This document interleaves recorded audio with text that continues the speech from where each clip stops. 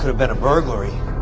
Maybe the killer didn't know who the comedian was. An ordinary burglar killed a comedian. Ridiculous. I heard he'd been working for the government since '77, knocking over Marxist republics in South America. Maybe it was a political killing or something. Maybe someone's picking off costumed heroes. You don't think that's a little paranoid? That what they say about me now? Paranoid?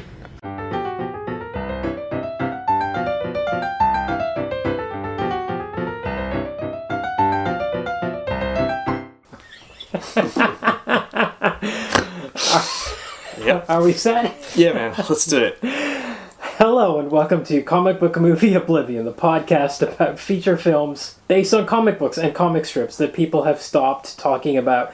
We are your hosts, Jordan and Kumar, that's me. And me. And this week we're talking about Stupid Piece of Shit from 2009, directed by Dude Bro McFuckface. Tell us what you really think. I'm going to have some emotional outbursts today, and Good. Normally our dynamic is you keep me in check, and you're like, calm down, get a hold of yourself, and I need you to let me Let you cut emote this. loose. Well, you know, you might have to hold me in check even. We're talking about Watchmen from 2009. I've been thinking all day, what's the best way to go through this comic, which was 12 issues, 1986, 1987, by Alan Moore. Ding ding, we won't be reading that again. Dave Gibbons. And it's 12 issues, but it might as well be 12 novels. It took me about an hour to read each one. They were very unique at the time they came out. These were like 32 pages. Usually it was about 28 pages of comics and then like 4 pages of back matter. Yep. In-world text. Yeah. Which will be prose. Yeah. So mock-ups of, journal articles, newspaper articles, excerpts from novels, all made up for the universe of Watchmen. Yes. But they were very unique in that there's no ads in them, unlike any other comics that were on the shelf at the time. They had this very unique cover design where the logo went down the spine instead of across the top.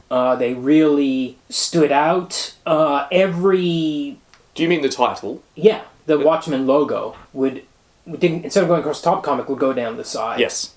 And they usually had a really unique color scheme. The front covers were the first panel of the story. So you're actually looking at the first panel of the story, which is like a big splash, and then you go into it.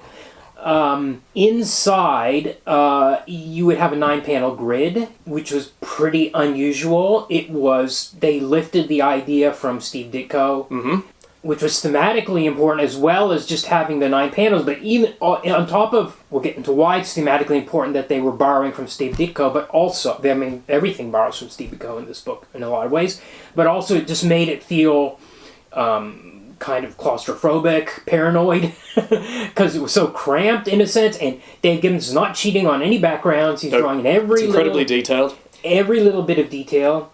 There was originally... there was going to be... Alan Moore proposed this series. To DC. To DC. So he's come over from the UK. Well, he's already done Swamp Thing. Yes, to do Swamp Thing, which we've discussed. Yeah. So now, his next thing. What's his next thing going to be? And this is, without going too much into comic book history, this is the time of the direct market is starting to appear. So creators are getting a little more freedom. Yeah. And Swamp Thing did really well, so they want Alan Moore, just do that again. What you got for us? Yeah. So he made a kind of, as I understand, it was a cold proposal. Initially, he was going to use the, what was it called, LMJ? It was like the Archie superheroes. Yes. And, I don't know, he immediately dispensed with that idea. And then he found out that DC had acquired, I believe in around 1983, the Charlton Heroes. So Charlton was a very short-lived company in the 70s.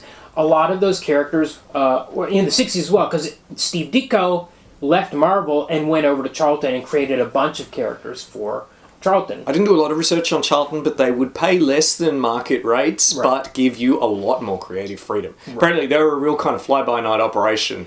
They used plastic printing plates that used to be used to make cereal boxes.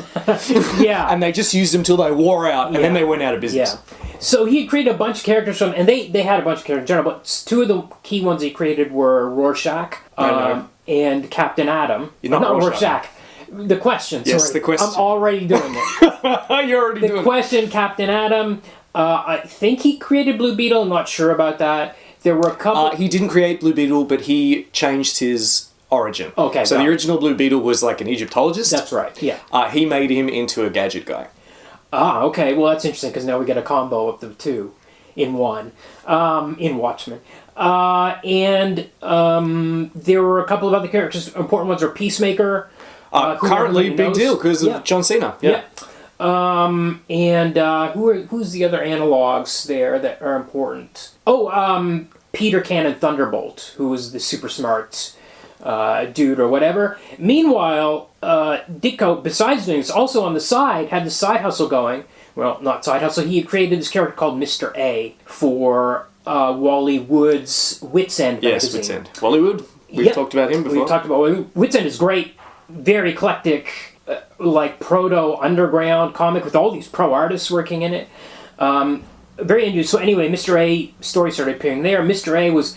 Like, Rorschach was this kind of extreme street vigilante detective type. But, sorry, did I say Rorschach again? You did say. So he's like The Question. The Question. But he's even more like... Mr. A is black and white. Yeah. If you watch the Steve Ditko documentary, which I'll bring up a few times here, Alan Moore talks about how one day Ditko was leaving the office. He was talking to Marv Wolfman. I don't remember which office it was. One of them was leaving, and Ditko pulled out a white card, and showed it to Marv Wolfman, and he took out a marker and drew black on half, a black square on one half, white on the half. And he says to Marv Wolfman, "Marv, there is black and there is white, and there's no in between." Classic. One of the stories that I remember hearing, I think from Marv Wolfman, about Steve Ditko was him going to visit Steve Ditko when I think Steve was living above a thrift store somewhere in New York, and they'd had a pleasant conversation, and before Marv Wolfman left, Steve Ditko said, "I just want to show you something."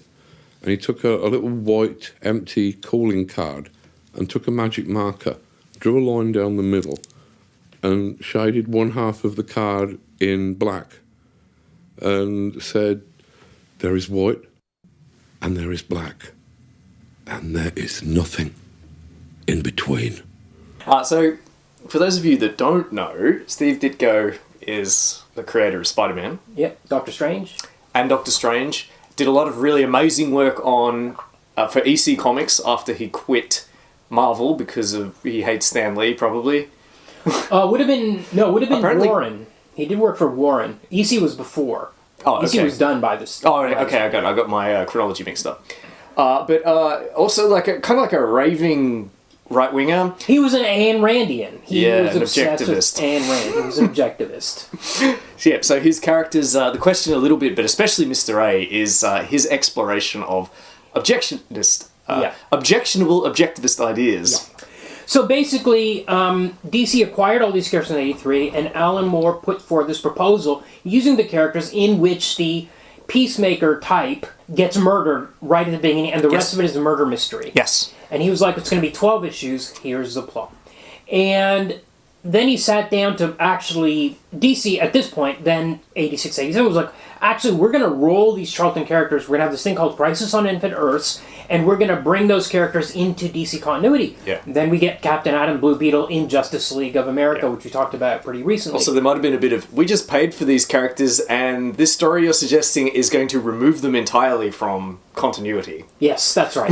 That's right. We're going to be killing them. No, thank you. One of them's going to be a rapist, etc., etc. And DC's like, you know what? The fuck? No, we paid good money for these. We paid for these, and we're going to roll them into DC. So Alan Moore and Dave Gibbons created analogs of all these Charlton characters, these six main characters, to put into this series. They're analogs of the Charlton characters, but they also work as kind of comic book archetypes themselves. Absolutely. There's almost like there's a lot of Batman, there's a lot of Superman. Yeah.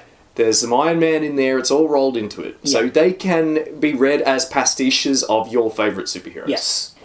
And, to jump way ahead, people often talk about Watchmen as a superhero book, which it is. Mm-hmm. I think after issue 3, that's kind of not the case. I think, especially Dave Gibbons at this point had just had an amazing run on Green Lantern, was a great science fiction artist at DC. Some of the best Green Lantern art.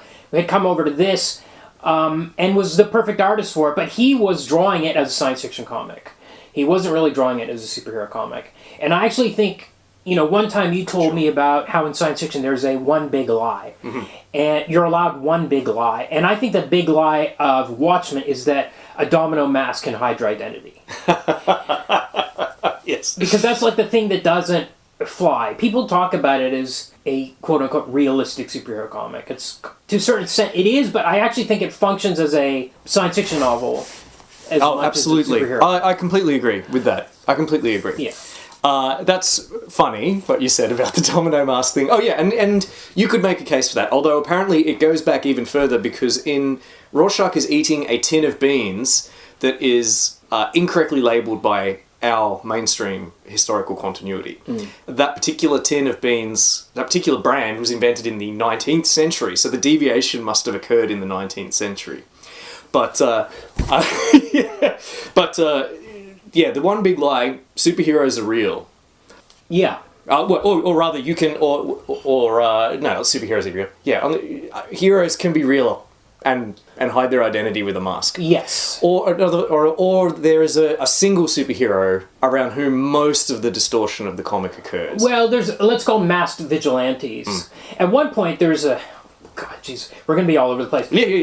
There's a right-wing newspaper in the world of Watchmen, and they write an article about what about our heroes like the Lone Ranger, like the fictional characters that they're calling out as who we should be emulating.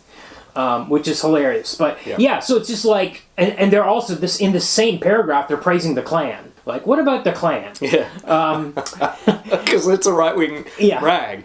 They're like, what's so wrong with the Klan? Look at our immigration problem. If only we had the Klan these days. Where's the Lone Ranger? Remember the days when right-wing nutbaggery was the province of badly designed and published newspapers with a limited circulation? Well, I don't think they have big business. I don't know if there were limited circulation in the world of Watchmen of 1985 of Watchmen. I think they're 50-50 with the so-called left-leaning newspapers. It seems that way from our perspective. I can't imagine the New Frontiersman has the same circulation as Nova Express. That's so interesting because I really, it's such a cliche to say I pick up new details every time I read book XYZ. Yes. Or book XYZ is so prophetic. But it really applies to Watchmen. But I don't know if it's prophetic or it was just Alan Moore's observations of the world of 1985. But looking at now, it really feels like the right-wing media is as loud as the left-wing media. I don't know if that's just my thread, Steve. Fox News is the outrage machine, and Fox News, it's big business. Yeah. We have that to thank for the fact that the American president is congenitally retarded. Yeah. It's 100% because the New Frontiersman, which here is a low reputation rag. Yeah. That's enjoyed by crackpots and is full of what they get mail.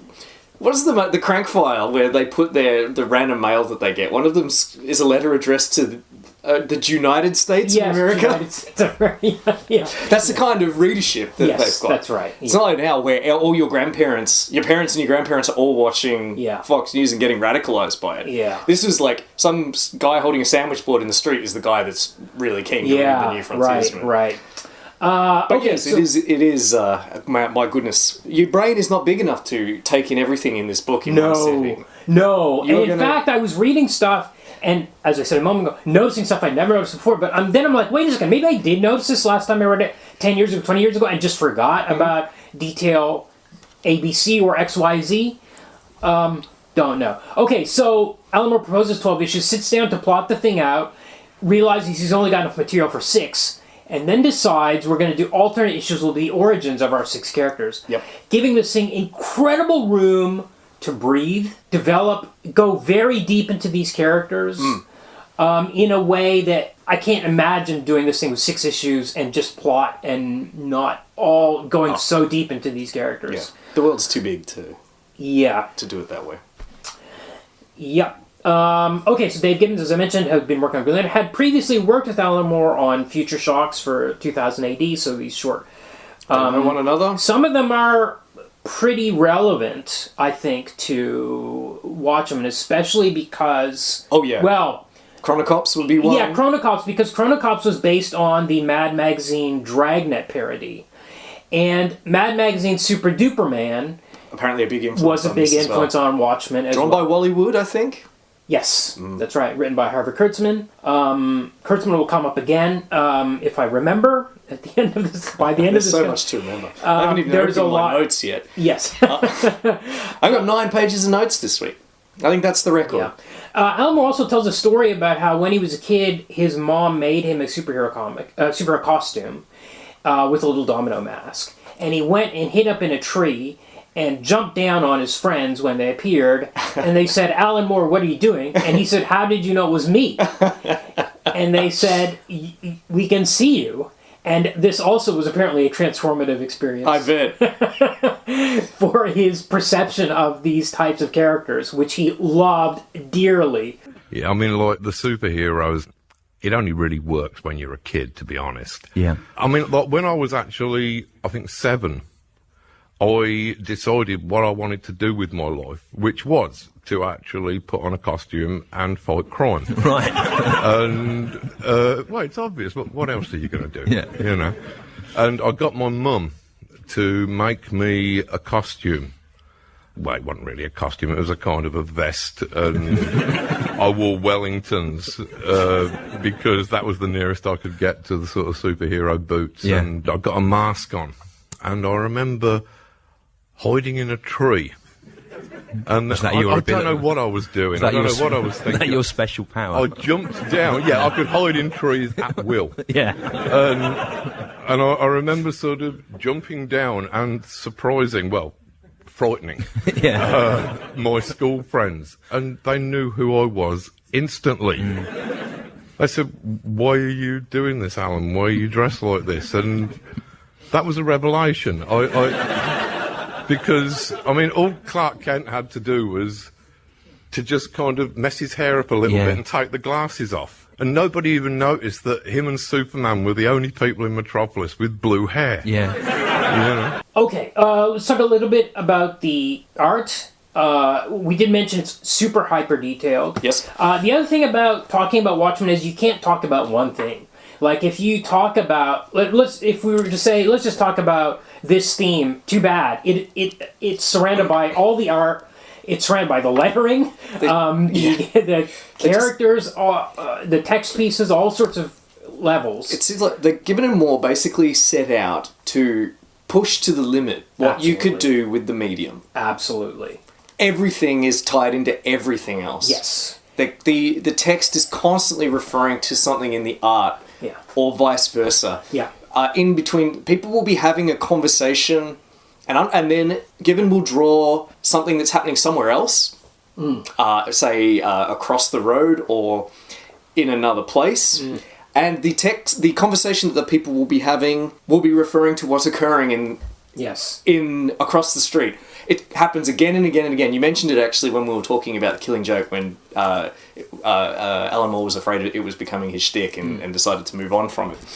But I read so much reading this week. I read 3 books this week. I was stung, Kumar. Last week when I gave you 8 days to prep for this. I gave you 1 extra day. Last week when you told me off for not reading that French novel, I thought, well, I got to fucking teach you a lesson. This week I read 3 books. Yep. And a 400-page comic. Yep. And I watched a 3-hour movie. Yep. I'm really tired. Anyway, I read a book called Never-Ending Watchmen. Okay. By a comics academic, a cultural studies academic called Will Brooker. And he calls these moments counterpoints. Okay. That's a good word for it. And it's happening with stories in the comic. So there's a comic within the comic called Tales from the Black Freighter. There's a little kid called Bernie who's sitting outside a newsagent's, and he's reading this comic throughout a lot of the issues. and we will get panels of this comic within the comic, and the captions in that comic will be referring to the greater plot, Yeah. but also just random shit that's happening. Yes. Yeah. Macrocosmic and microcosmic counterpoint Yes. and intertextual references. It's bonkers, this Yeah. comic. Yeah. He's pushed it to they've pushed it to the absolute limit of what the medium is And there's capable of. the repeated visual motifs. The most famous one is the smiley face badge, the yellow smiley face badge with the splatter of blood across it. Yes. One corner. I didn't notice until this time, or maybe I did notice it a previous time and forgot, but our Peacemaker analog, the comedian, has the scar on his face, which gives him a sneer, which I never really thought about, a permanent sneer, like the Joker in Batman in Dark Knight. Mm-hmm. And when he's murdered in the opening pages, he gets that blood splatter. So his own face is an analog of this, is another repetition of this motif of the smiley face. And the text and images are so dense on so many levels that the book starts to develop emergent properties. Yes. Yes. For example, they were That's a good stumbling word for across coincidences. Like they had this whole episode with Dr. Manhattan, our Superman analog, on Mars, and he takes his girlfriend Lori, ex-girlfriend, on this tour of Mars in this big space castle which he's built out of sand. And Moore and Gibbons are like, okay, researching this issue. Gibbons goes to the library, gets out a book about planets of the solar system, looks at the pictures of Mars. There is a crater with 2 impact points inside it that make it look exactly like a smiley face. Incredible. And he's so like, if you thought he "Holy made shit." that up. And Alan Moore's like, we can't put this in because people will think we made it up. And they did put it in, and then the ship crashes right on the corner so that you get the splash of blood across it, that motif again. But it just shows up again, like we get, like there's a radar for tracking nuclear missiles, and it's got like a reflection on it, so it looks like the smiley face as well. And all these things kind of emerge, and I was texting you this week, one thing I found out was the right-wingers, let's say Rorschach, our extreme right-wing character, and our right-wing newspaper, are ranting and raving about the Klan and the Lone Ranger. And Rorschach is talking about how great Truman was and men like my father, that generation. Later we learned he never knew his father. No. So these guys are absolutely always wrong. But then, once in a while, they're right about something. And it really feels like even a broken clock is right twice a day, which they never say in the book. No. But I feel like that was even though there's clocks constantly. There's clocks everywhere. Yeah. That's another thing. Yes. They've packed... There's such density of information and references and recurring motifs that really you can get a lot out of it. If you haven't... Yeah. It's incredibly rewarding to deep reading and analysis because there are so many coincidences and there's just so much thought that's been put into it. You know, one thing I noticed on this read in particular was that I know that Moore set out to write the comic of comics, where he was going to where they were trying to show or experiment and demonstrate what a comic could be. Yeah. It seemed to, reading it this time, I noticed that there are hints that sort of reminders that you're reading a comic in it, and that there's something special about comics and the way that they tell stories. Yeah. Parts of the text are telling you that as you're reading it. Yeah. I felt like you could make a connection between Bernie, the little boy who's reading his comic. He reads them over and over. Yes. He even he has a line of dialogue where he says, "I got to read them again and again to figure them out. To figure them out. They don't make any sense. Imagine reading this in 1985, 86. They're coming out serialized, issue by issue, serialized. The issues are late. There's so much work. Dave Gibbons is like, I think issue 12 is 6 months late or something coming out. People are like, where's Watchmen? Especially, so issue form, issue 3 comes out, you go back, you read your issue 1 and 2 again. By the way, another key point here is the narrative is not told in a linear fashion. It's told through flashbacks. Yes. And also, not even just necessarily flashbacks. There's an incredible sequence at the end where we got the street corner where Bernie is, and all our man-on-the-street characters. There's a bunch of recurring characters that are, including cops. There's a taxi driver and her girlfriend. And there's Bernie. There's Bernard, the newspaper vendor. Yes. The Rorschach psychologist and his wife. Yep. So there are all these people hanging around, and there's a sequence at the end where somebody will show up at the... a man on the street will show up at the street corner, and then they'll have some sort of exchange, and I think Joey and her girlfriend are arguing or something. They start to get in a fight. Now we cut away to the superheroes, and we have a scene with them. Then we cut back to the street corner, and it's like a few seconds before. It's like the psychiatrist shows up, and then he sees the girls start fighting, and he's like, I better go intervene. Cut back to superheroes. Cut back to the corner, and it's rewind. The locksmiths, the guy that owns the locksmithing company, he's seeing the same they're constantly rewinding. Talking about and later on, we didn't do our spoiler warning. By the way, we're going to spoil the hell out of these two books. If anyone's still listening who hasn't read the book, stop now. Yeah. Please stop now and go read the comic. Yes. Of course, then we learned that all of this stuff was happening out of sync. It's like Moore was telling us the whole time, for 12 issues, he's been saying, this is not happening in order. Look at, this is a flashback. And in book form, especially when you get to the trade paperback, you could cheat. You could look ahead. You could flip back and forth. You can look ahead. You can, and you have to, sometimes you have to look back and be like, wait, what was that scene again? And you have to go back and look at it again. You are basically in physical form in the mindset of Dr. Manhattan, who sees time as a block. That's it. You can look at it both. Exactly. A theme which comes up in Alan Moore's work again and again, especially now. He believes in a block universe in terms of time where everything already exists. Mm-hmm. Yeah, I think you get both perspectives. I mean, when people were originally reading it, it was coming out serialized, so it was coming out in single issues.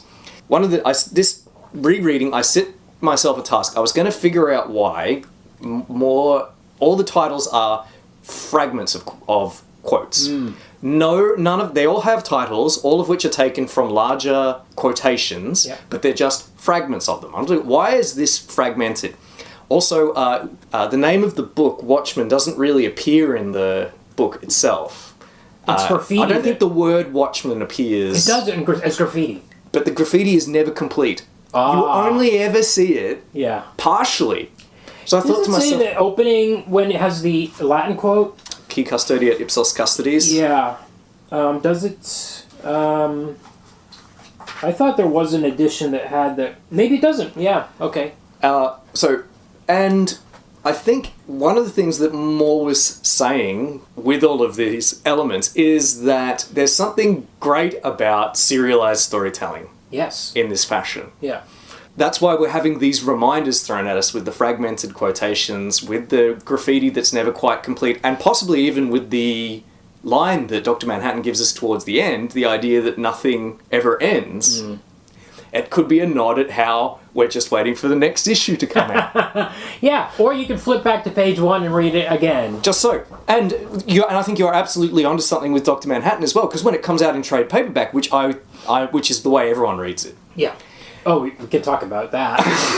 that's part of... We are going to talk about that. That's, in that instance, we're getting Dr. Manhattan's perspective, where he can see his future and his past and his present at any time he chooses. We can do the exact same thing with the trade paperback. So it works both coming and going. Yeah. This is the kind of stuff, this is the kind of intellectual games you can play reading this book. It's so great. Yeah. It's the greatest comic ever written. Yeah. I flip-flop. I do my favorite Alan Moore's From Hell. That's also really good. But sometimes every time I read this, I'm like, I'm just in disbelief. There's the thing everyone says. I think what happens is I read it, and then 6 months later, I'm like, boy, that's the best superhero comic there is. Well, that's without doubt. But there are other better comics. But then I go to this again, and again, all the stuff that when people talk about Watchmen, how it's about how these superheroes are like sexual perverts and stuff. That's really in the first 3 issues. Yeah. This is the first thing you take away. This is the thing that everybody gets, and this is why people love the comic. Yeah. We all love the comic. Yeah. because one of the Well, things more... I know people who don't like them. we won't talk about them. The thing that everyone gets on their first reading is that, wow, Moore's decided to take a realist approach. Yes. Or a realistic... Yeah, to take it... Approach it as a, like, quote-unquote, from a realist approach. Yeah. Why did these... I mean, it's like, what would be the real effect of... How would superheroes... How would they I think Moore himself said, how would they distort the world around them? Yes. Rather than just having their adventures that end, Yes. and we return to the status quo, how would superheroes distort the world around them? Well, for one thing, Dr. Manhattan has made an alternative America. Yeah. Because he represents incredible scientific advances that can occur, because he can synthesize rare earths. He can do any... This guy's basically a super being that can do anything. He's practically a god for all intents and purposes. Yeah. And how he spends his time, because he's a bit of a nitwit. Well, how he spends his time is doing what other people tell him. So people come to him and say, I think we can make electric cars, but we're short on lithium. And Dr. Manhattan goes, I'll just make you some lithium. Yeah. That's what he does. Yeah. So we've got electric cars in this version and they fly, This too. is page one, it always shocked me. I don't think I picked it up until the third reading. But in page one, the comedian has already been killed. Yes. And we're in the gutter. Oh, yes. And then the camera pans up through 9 panels to a balcony, which he was thrown off of. And it's the cop looking down in the gutter, and we've gone all the way up. And the tiny details in the background, which you normally just ignore in a comic, of all the cars and stuff, you don't really look at them. But on the third or fourth reading, you look, or even later in the book when he says, I'm going to invent electric cars, none of those cars are normal cars. They're weird, pill-shaped bubble cars. And the first time, all this stuff just goes in subliminally. Yeah. Oh yeah, and 100%. It's all there. And I think even some of I don't know where we're going with this. Actually, we should come back to what you were saying, and then I'll come back to my point later. Well, my point was... about Dr. Manhattan being the super being. The point I want to revision make about that is it's not only the cars, because... But it's not just Manhattan. But go on, yeah. Because he intervened in Vietnam, the U.S. won the Vietnam War. Yeah. And Richard Nixon has been elected 5 times. He's still president in 1985. So he removed the constitutional amendment that limits American presidents to 2 and people terms. because he was a glorious winner of this war. It stopped communism. And also, another thing which I didn't get when I first read the book when I was 17 is that Russia did not invade Afghanistan in 1979. They stayed on their side of the border. Yeah. And that becomes a key plot point in this book. Because despite the fact that Manhattan exists, so he's a deterrent to Russia invading Afghanistan. He's a literal nuclear deterrent. Because he has these godlike powers, he can intercept any nuclear missiles that not all of them, though, critically. Yeah. And I think... the Ozymandias makes the point that actually Dr. Manhattan didn't really change anything. That's right. At least as far as the Cold War is concerned. That's right. The chief difference is the Soviets didn't invade Afghanistan, and America won the Vietnam War. Yeah. This is like the chief difference. Otherwise, the Cold War is exactly the same. Yeah. And we get, in one of our back matter passages, we have someone writing about Dr. Manhattan, and he says...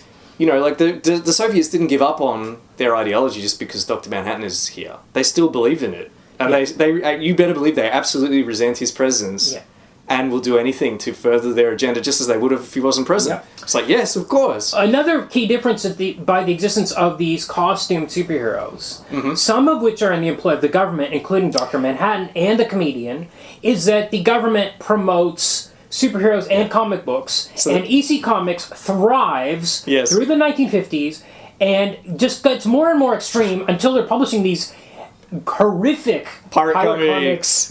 It's so great. So there's no comics code in the world of Watchmen. That's we right. even get it's even mentioned in one of the back matters where Alan Moore writes about Joe Orlando, a real artist, incidentally, who's with come a up real on this podcast photo. many times. Yes, and mentions that because the government had its own costumed heroes working under government rubric, they squashed corruption of the innocent, seduction of the innocent. Yes, and there was no backlash against comics. So they've just become. But another thing is, no one reads superhero comics. that's right. And in fact, there's a brilliant Sorry to interrupt. There's in the first back matter, which is an excerpt from the memoirs of one of the first costume superheroes. He actually says, "Do you guys remember Superman? You probably don't. Nobody does." Yeah. Because in the world of Watchmen, no one reads superhero comics. There's been there are real ones. And there are real ones, and there was a backlash. Now, one of the key things about the realism of superheroes that everybody talks about in this book, they're perverts or they're this and that, is that it's not sustainable. No. A lot of them just have to... don't tolerate vigilantism within their They borders. run into the bad guys, and then there's a police strike in 1977. Yeah. And people are like, we don't want vigilantes, we want cops protecting us. Yeah. And there's this backlash against the superheroes. Yep. So that's also a reason that the superhero comics are not... Nobody actually likes these people. They, especially once the supervillains ran out, they were all beat up and in jail. These guys were just wandering around, and like people are like, who are these sickos? Like, let's get rid of them. I think you are. Yeah. It's full of things like that. They're taking a revisionist approach to costume vigilantism, and saying, how might society react to it? Yes. How might they react to? How might society react? How might they distort the world around them? And what if we take genuine people with people's normal, genuine hang-ups, what might drive a person to become a superhero? And this is what everyone remembers about the book, because it's the most accessible thing about it. I don't think any of them are perverts. The ones that are off screen certainly are. Captain Carnage was a guy we hear about. He's a gag. Who wanted to be beat up. Yeah, but he's a villain. Yes, he's a villain. He's a villain. Well, okay, look. We get perverts, but they're very, very peripheral. Okay, let's not say pervert, but let me put it this way. There was a scene later in the book, and it's not in the first 3 issues, actually. This is something that carries on later, where Night Owl, Dan Dryberg, and... Night Owl 2. Night Owl 2, the second Night Owl, and Laurie, who is the Silk Spectre 2, are trying to have sex, and Dan can't get it up. Yep. They're not sure what's wrong. Now, at this point, there's been no superheroing. There's only one guy that's still running around in a costume named Rorschach. Who kind of and he's doing it illegally, so he's a genuine vigilante. Everybody else is retired, and they're trying to do it, and they can't do it. That night, there's been these fires happening around town, we've heard on the news, and then they see a fire on the news, and something possesses them to dust off the old gear. It's literally covered in dust. Pull off the blankets, get the old airship out. Well, it's because Dan has confessed to Laurie that he feels helpless. That's right. Which we are then led to understand is the cause of his impotence. Sure. Well, they go out and rescue these people, and then they have sex in their superhero costume. Yes. So this is that's what helps them. They have a... It's a costume. It's a costume. They have you could have a Freudian reading. We have the... some sort of suppressed... Oh, but just before that, there's a dream where Dan has a dream where they're like in a wasteland together, and she pulls off his skin, and he's in his costume underneath his skin. I'm very grateful, but this is really the only Freudian thing in the book. I feel like you couldn't write about the reasons people would put on a costume without involving Freud in some sense. Yes. But it's very... it's just focused to this. Yeah. And it's very... And Codmore's clever. It's very specific because it's about him not being able to get an erection. Yes. Which is most... But it's also, I mean, especially in Night Owl 1's book, Hollis's book, those sex scenes, he really goes into why would you put on a costume. Some of these guys were psychos, and some of them, like Mothman, ended up drunk and in an asylum in Maine. Yes. We hear about all these people that are... And there's a joke early on where Rorschach is like, am I the only one that doesn't have some psychological issues or something like that? Why are so few... What's the line? Why are so few of us left healthy, active, and without personality disorders? Yes. Such a great line. Because he's an absolute lunatic. Yes. And oblivious. Apparently Steve Ditko read Watchmen. Yeah. And said... And he said, "What's that?" I know what this quote is because it was in the Ditko documentary. Yeah, that's right. Moore asked him, "What did you think of Rorschach?" It wasn't Moore. Somebody else asked him about Watchmen. What do you think of Rorschach or Watchmen? And he's like, "Oh, Rorschach's just like Mr. A, except he's a lunatic." Yes. Yeah. Not very self-aware, Ditko. Somebody had been interviewing Ditko and had said, "Have you ever heard of this book, Watchmen?" And he said, what's that? And they said, well, it's got this character in called Rorschach. And he said, oh, yes, Rorschach. He's like Mr. A, except he's insane. But I think I don't really agree that that the superheroes are perverts, or that No, but some of that them it's are extreme. I don't think it's extreme behavior that drives them to become superheroes. I think the meaning of the comic is that the reasons, of this part of the comic, is that the reasons people become superheroes are very normal. Which I think is why Maybe they begin. that's why it's not sustainable, because they're not really motivated. They're not extreme. Most of them aren't extreme personalities, Except for Rorschach, who Dan says he'll retire when he dies. Yes. Yeah. Yes. Night Owl. It's like a job. So partly the reason why people become superheroes is the reason why you might do a job. I love it. We start with Night Owl with his with Under the Hood, excerpts from Under the Hood, his memoirs, where his reason for becoming superheroes or a costume vigilante, Alan Moore just kind of lays it out. And the reason was, I read superhero comics when I was a kid. Yeah. And then I became a cop, and I thought I could do a bit more. Yeah. That's it. Yeah. It's so banalsic. I mean, it's the best way to start with it. Then we have other reasons are like, to feel like some people, there was maybe a void, I think, in their life. Or a great one is that because your parents want you to do it. Yes, yeah, Silk Spectre 2. Silk Spectre 1 is in it basically for fame and money. Yes. She's kind of a Marilyn Monroe type, Yep. really. It was a way to make money. Yep. She ends up marrying her manager. Yeah. Yeah. Then she pushes her daughter into it because she had to leave early because she had a kid. Yeah. And the kid resents her for it. Yeah. As you would. Yeah. So being a superhero, what? This is just like some shit job, some job your mum Spent pushed you 10 into. years dressed in a very skimpy outfit that Yep. she's not happy with. This is Silk Spectre Yes. 2. Silk Spectre 1 is like, I like wearing that skimpy outfit. Yeah. Yeah, she's quite bawdy. She's a cool character. Yeah. Sally Jupiter. Yes. Yeah. Or there's the whole spectrum, you know. Someone tells you to do it, and because you're a bit feckless. You're a bit feckless and lack ambition, or are incapable of having ambition. Yes. Because you've become Well, okay. an omniscient science man. I think that today, to go back to this morning when I was thinking about how are we going to cover this, one of my ideas for the approaches was, let's talk about the 6 characters first, and then go into the plot. I think it will uncover some of the plot along the way. Well, we can start with... Let's do it now. Since I've talked about why many of them became superheroes Yes. without naming So names. let's do that. Let's jump in. Okay, should we start with the comedian? Yes, so Comedian is the Peacemaker analog. Shares some characteristics with, I think, maybe the Punisher. Yes, yeah, absolutely. And the Joker. Yeah, that's right, because he's got a big scar on his face. Yes, and he gets his start as a 16-year-old Yeah. cleaning up the wharves.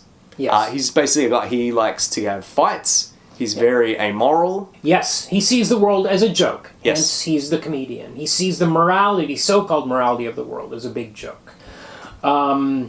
It's his death that kicks off the plot. That's right. He is one of the few. He's one of the only 2 heroes that are allowed to continue practicing their. Yeah, he's doing black ops for vigilantism. the U.S. government, taking down Marxist governments in South America. He does missions for, and he does them as the comedian. Yeah. And this is what happens with vigilantism. Strong governments don't tolerate vigilantism inside their borders. And that's precisely what happens in Watchmen. They're outlawed in 1977. Yeah. And Dr. Manhattan's allowed to remain, for obvious reasons. Yeah. Because he's the United States nuclear deterrent. Yeah.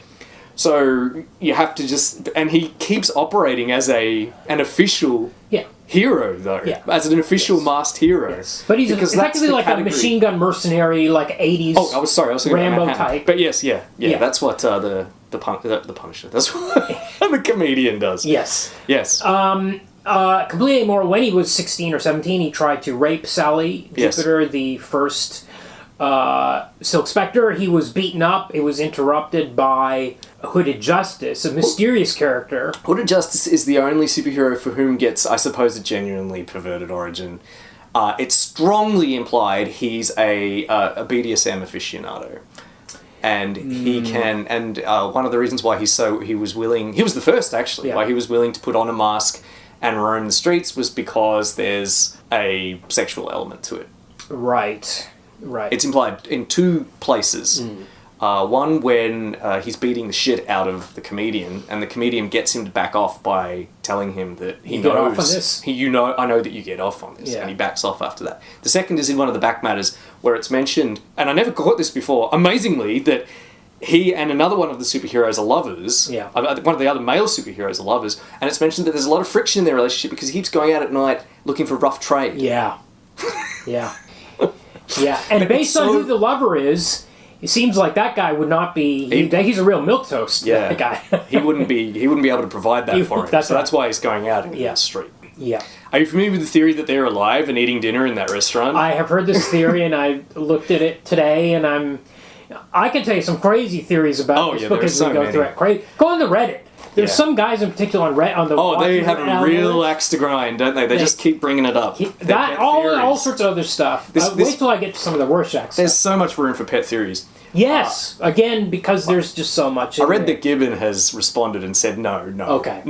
Okay. no, that it's not Hooded Justice and Captain Metropolis, but he says, I wish it was, because that's really great, and you can imagine it's them if you like. One of them looks like like an older Metropolis. I And the think other one it's looks supposed like- to demonstrate that two men can hold hands in a restaurant. Yes, of course. I think that's the whole point of That is having what it these is. two guys in there.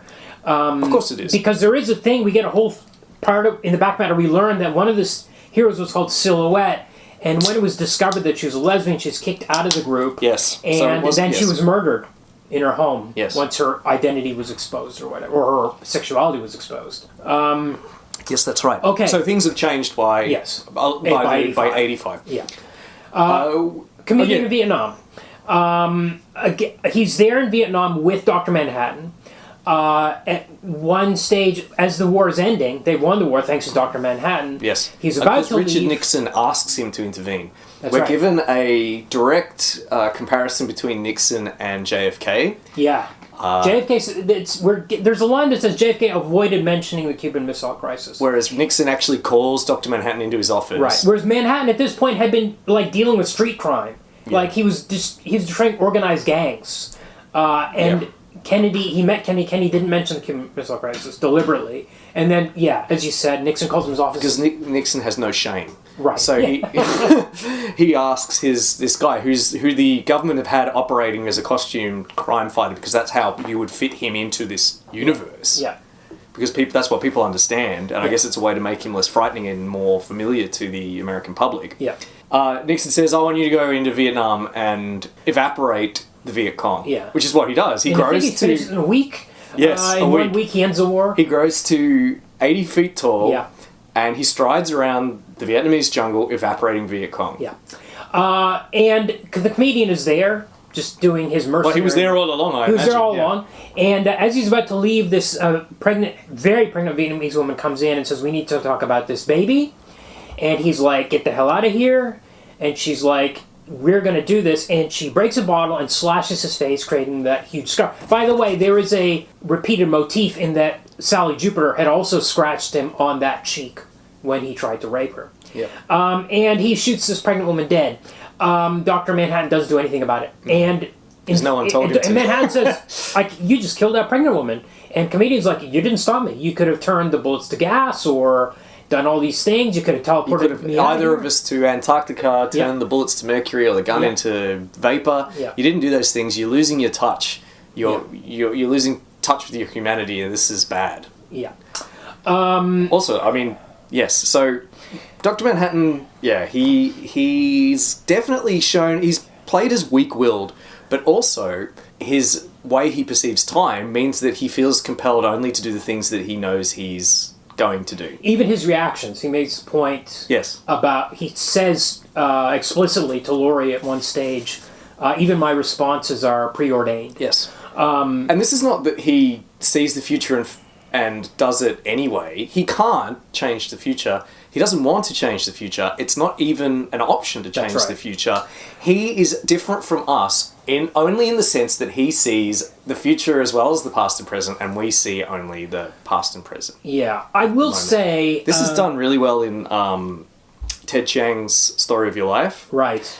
That and the issue on Mars are the greatest representations of what it would be like to experience time Yeah. in the way that some physics says is the way it's actually occurring.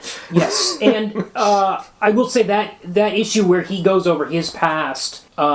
If you've read any of Alan Moore's current writing, like his poetry or his performance pieces, it's like that. It absolutely like induces a hypnotic state where you're trying to concentrate on all these different timelines that are coming at you, all out of order, and you're trying to keep it in your head, and it's really, you're in some sort of state of elevated consciousness when you're reading it. Now, I will say this. I mean, as a science fiction concept, it's brilliant. Yes. Everyone remembers, I think, that issue as well. Yeah. Is another thing people... there's a meme at the moment going around with Dr. Manhattan sitting on... Oh, there's hundreds of versions of meme. Every time it's like, it's 1987, I'm watching a new Batman movie. Yeah. It's in 2005, I'm watching a new Batman movie. It's 2018, I'm watching a Batman reboot. Yes. Donald Trump is running president. Donald Trump is running... Yeah, it's over and over. itself so What I wanted to say about this is the non-linear time shows up in, I think, almost everything Alan Moore has written. It's like Tarantino and feet. It just you just can't avoid it. He's always coming back to it. Yeah. Okay. But this is certainly one of the more accessible. I mean, people, you get it. It's like story of your life, I think. I think it's really. I think the in this instance, the Dr. Manhattan instance, where even his responses are preordained, and it doesn't really make sense. I mean, it doesn't make sense to us normal humans, and it's certainly to Laurie. Like at the point where she slept with Dan, so she's effectively having an affair. And Dr. Manhattan says to her, "You're going to tell me that you've been sleeping with Dan, and I'm going to be angry about it." And she says, "What are you talking about? You already know that? You already know?" He says, "No, but you're going to tell me." And then later on, she's like, "I slept with Dan." And he's like, "You what?" She's like, you already knew that. You told me. It doesn't make sense to us. Now, supposedly it makes sense, but my feeling about this, especially reading it this time, is this is really only a thing that you worry about if you were raised in a Christian view of a God that's omnipotent, omniscient, and all good. Or not all good, but at least those two. Because those two, it's impossible to fit them together. Well, let's wind up the comedian, then we'll move on to Dr. Manhattan. So comedian, he's a government agent for most of his career. Yeah. He's very cynical. Yes. And at one stage, he sees, as you say, human history as a joke, and the response to that is to be a violent, kind of like head crusher, skull crusher. Let's talk about the island, because something's happened. So he dies at the start, right? So something's happened. He sees something. He was on a mission to Nicaragua. He flew. Is this the time to mention this? Yeah. Yeah. He flew past somewhere. And he flew past this island, and he went down to investigate. And he saw a bunch of stuff. We're not sure what. He comes back, and he goes to one of the old villains named Moloch, who had done his time in jail and is now like trying to eke out a living, some sort of normal living in this shitty apartment. And comedian shows up at Moloch's apartment one night drunk and rambling incoherently about some island, about Moloch's name being on some list, something to do with Dr. Manhattan, and it being crazy, and he's really upset. Explain it to me. Explain it to me. I thought I understood the world, but this is, and I've done bad things, but this is beyond anything I understand or have done. Make it make sense. And Moloch's like pissing his pants. Then he leaves. Yeah. And then a day later or a couple of days later, he's dead. Yeah. Someone breaks into his apartment, beats him up. He's old. He's in his 60s, but he's in incredibly good shape because he's a costume vigilante. He represents an extreme of the human condition. In this case, he's just an amazingly competent fighter. Yeah. But nonetheless, he's beaten up and thrown out the window and falls 20 stories to his death. Yeah. Which is how the comic starts. Yeah. All right, we were talking about Dr. Manhattan. Dr. Manhattan's a great character. Yeah. Really great.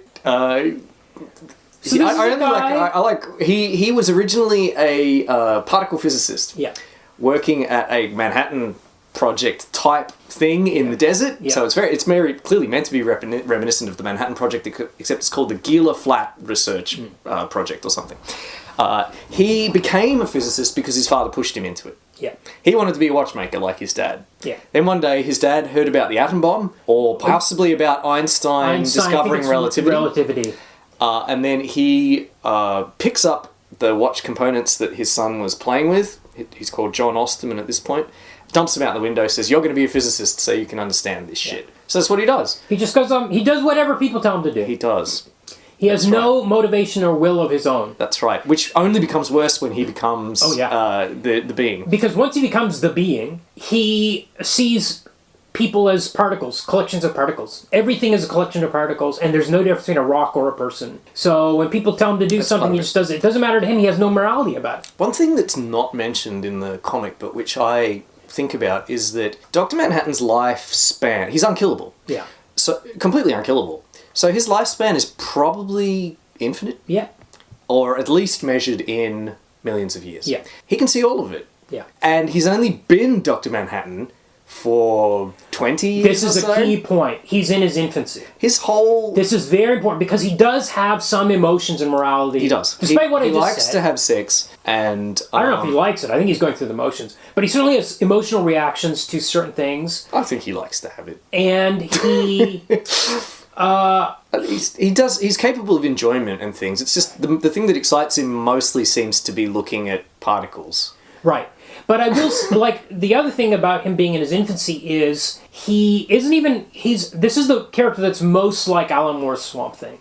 Because there's still a remnant of the humanity in him. Yeah. And he's still figuring it out because I think it's in issue 11 or 12, there's a point where he opens a doorknob and walks through a door. He doesn't need to do that. He walks through walls all the time. Yes. He's still not thinking, and this is deliberately, this isn't a mistake on Alan Moore's part when he turns that doorknob and walks through. It's like this guy, he's mixed up still. Yeah. And is still figuring this stuff out. He undergoes change in the... Yes, go on, sorry. We get an impression of how he's changing over the decades. Yes. Because initially they give him this superhero suit with a helmet. He's like, I don't want to wear this helmet. And he puts a symbol of the hydrogen atom on his forehead.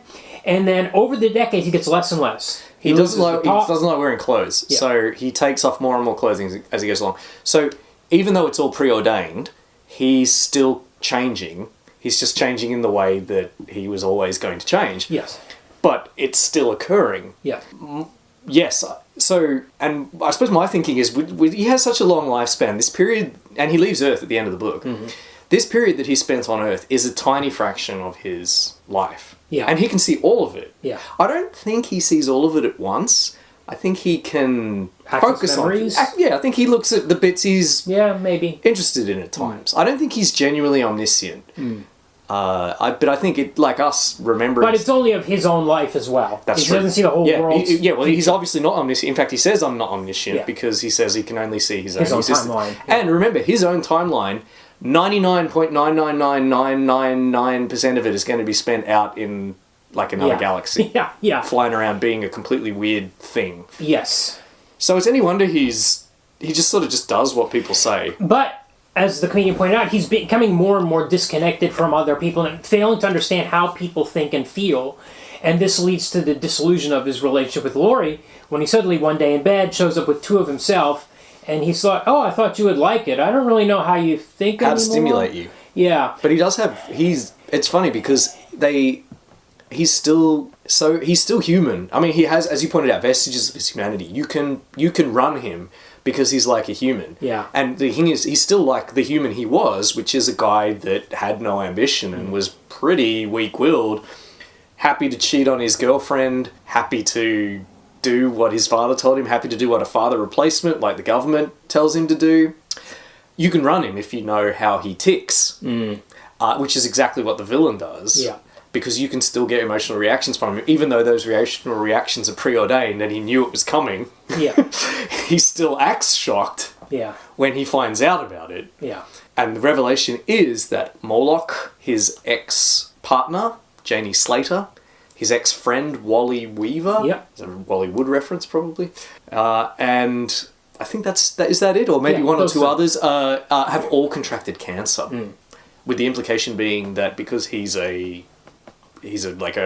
he might be radioactive. That the process he was he suffered a kind of accident involving the strong nuclear force or something, They were doing intrinsic field tests out in Gila Flats, and he gets locked in a chamber which subtracts like the nuclear force from the everything inside it, and it just turns him into nothing. He becomes nothingness. Yes. There's not even dust. But then, like a watchmaker, he starts reassembling himself over the following weeks. His consciousness survived, or he was transformed, or it was transformed somehow. Yes, and it's just a question of reassembling the components in the correct order.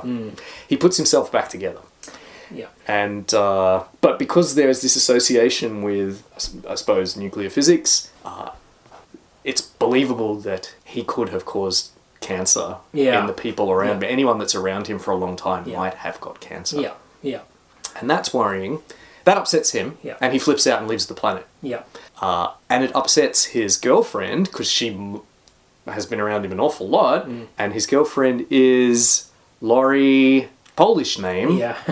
which I did not look up how to pronounce, but she's the Silk Spectre too. Yes. And should we talk about her next? Or who were you planning to discuss? No, we after can Dr. talk about Manhattan? her next. We've kind of rolled right into it. Unfortunately, I think she's probably the least developed out of all of our characters.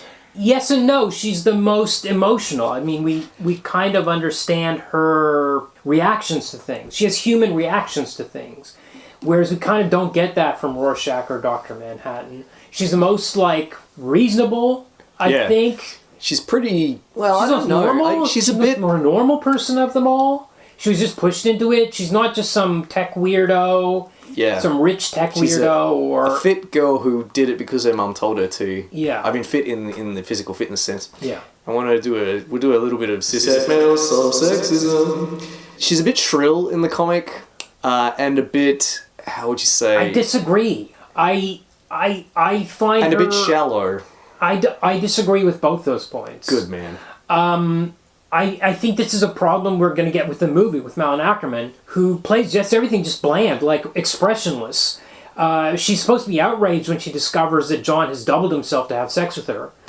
And in the movie, she's like, "What? What'd you do that?" Well, And I think she wanders out of there. I think they've modernized it in that sense. I think because she's I think the film has tried to make her a bit more, how would you say, a bit less passive and a bit more active.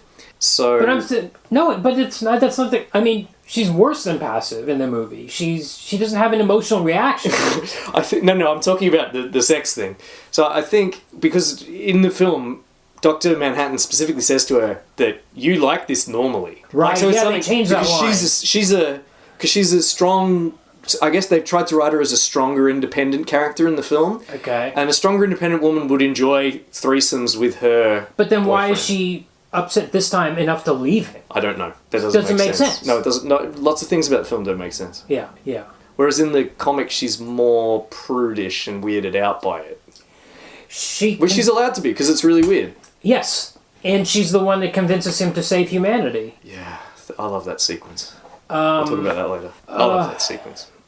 But Okay, yeah, but basically she's a skilled fighter. She doesn't really miss the old days. She was embarrassed by the costume. Unlike these other guys that are kind of like, remember when we used to go around in alleys and beat guys up? And well, Dan's embarrassed by it too. yeah.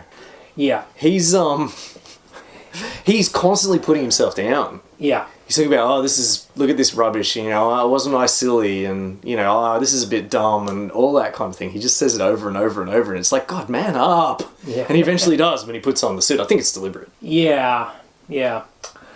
When he comes to terms that it's what he wants. Yeah. think- When she leaves... I can't take credit for this, I read it in one of the books, but it points out that he named his airship Archie after Archimedes the owl in the Sword in the Stone, the Disney film Sword in the Stone. I didn't do the maths, but the author of this book did. He was 18 when that film came out, Dan. Yeah.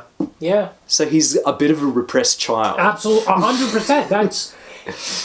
I think that's text, not subtext. Oh, yeah. He's got all these... yeah. He's got all these suits. Like, he's got the owl suit, he's got the underwater owl suit, he's got the text. Arctic owl suit. It's like action figures for him. Yes. He's building all his gear. And he mentions, like, he puts himself down constantly because he talks about how he never really got a real... He never really got a real job. He was just interested in birds and planes, kid stuff. And it's like, well, it's not. It's not, but I think dressing up certainly is. I think adventuring is kid stuff. But that's why power fantasy. I think Moore is saying that's why this particular Dan Drober got into costumed vigilantism is because he had an essentially childish fascination with it. So he's got into superheroing because he had a kind of like a childish infatuation with, not a sexual infatuation, but just a kind of hero worship of the original Night Owl. And he likes owls. He likes dressing up like an owl. He's good with rich, tech. he's independently He's independently wealthy and he needs something to do. Yes. So he indulges this childish fantasy of becoming a superhero. Yeah. And he's sort of aware of it as a sad middle-aged man. Yeah. He's put on weight. Yeah. He's a little bit out of shape, although he's still got like a muscular upper body. He works chest out. and arms. He works out, but he's not. But he doesn't care Rorschach about shows up and he's like, "You flabby." He calls him a flabby failure or something. Yes. Crying in his basement. Yeah. Yeah. Yeah. Rorschach. That's when he utters the line that why are so few of us still active and healthy and without personality disorders. Such a good line. Yeah. Oh well, we're talking about Dan now. Yeah, he's the sort of a bit of a Batman. Yeah. Crossed with, I suppose, Iron Man a bit. Yeah. Well, and Blue Beetle is the... And Blue Beetle, of one. course. Yeah. Of course. But who cares about Blue Beetle? I know we got a movie. Yeah. Okay, shall we... Rorschach. We haven't done Rorschach. Rorschach, the star of the book. Yeah. Yeah. Every time I read it, my impression of him gets worse and worse. In terms of how awful he is. The first time you read it, you're like, whoa, this guy's a badass. Yes. And then when you're 18 or 17 and you read it the first time. And each time you read it, like, whoa, this guy's messed up. And then by this time, you're like, he refers to the comedian's attempted rape of Sally as a moral lapse. And he's constantly complaining about immigrants. If he was around now, you'd be, this guy's an anti-vaxxer for sure. Hell yeah. He's a manosphere type. Yes, he would be a absolutely. MAGA guy. People are always talking about how bad he smells, and how weird his voice is. He talks about things in strict black and white. Now his origin is interesting. Comes out after he's captured. By the way, issue 5, Fearful Symmetry. It's such a great issue. I mean, we haven't really talked about the mechanics of the book, but it's really an astonishing piece of. Because we talked about the 9-panel grid, but it's not always 9 panels. Sometimes one of those will be expanded to be 2 or 3, or go vertically or something like that. It fits within the 9, but it has different shapes. And issue 5, if you lay it flat, which you can't with the books, you can do it with the comic, to the middle spread, where somebody tries to assassinate Adrian Veidt, and then you flip backwards one page and forwards one page, the layouts are identical, and then you do it again, so you keep it going in 2 different directions, and the whole book mirrors itself, and it's changing shape. It's effectively Rorschach's face. Yes, incredible that they did that. It's incredible that they did that, and they did it in the 80s. Yeah, living 50 miles apart. This is Gibbon and Moore. Moore would apparently write up the script and then put the pages in a taxi and send the taxi to Gibbon's house. And then Gibbon, once it arrived, Gibbon would then try and fit it with their existing pages, and then they would go back. They've got no fax machine, they've got no email. They live too far apart to be going and seeing one another every day. By the way, these scripts were sometimes 100 pages for one issue. Well, he always does that.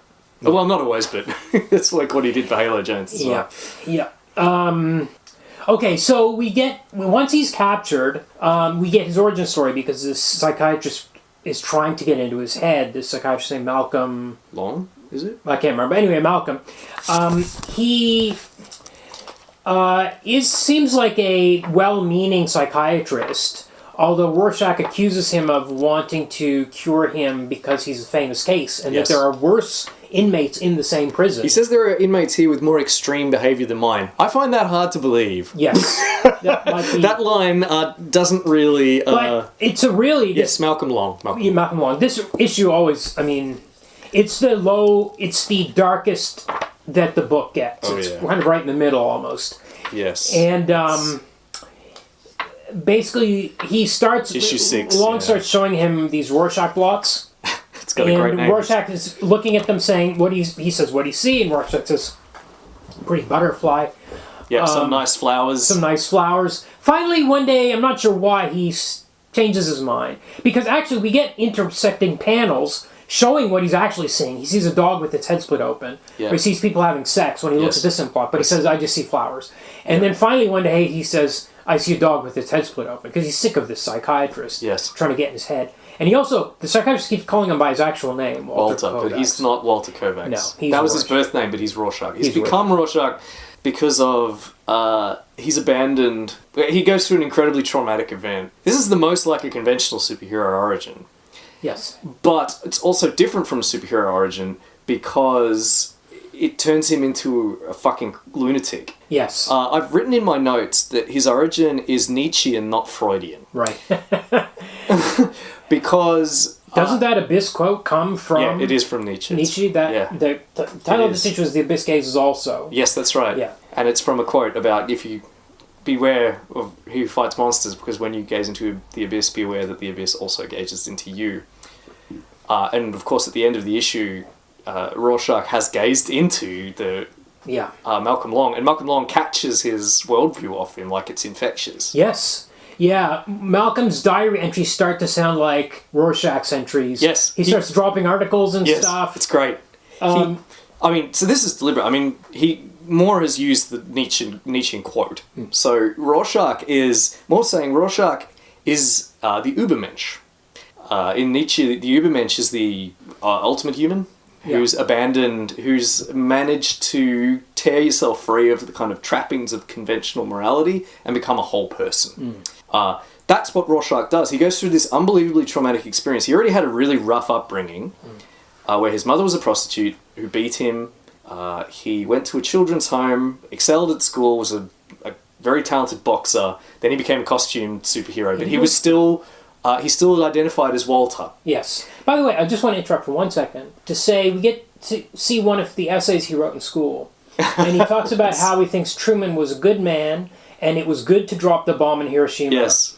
Because otherwise more people would have died if he hadn't done it. Let's just hold that. Remember that. Remember that. Based on the decision he makes at the end of the book. And what this guy's idea of compromise is and doing things on his own terms. Anyway, as you're saying. Just to say that he is involved in so at this point he works with Night Owl too, Dan Dryberg.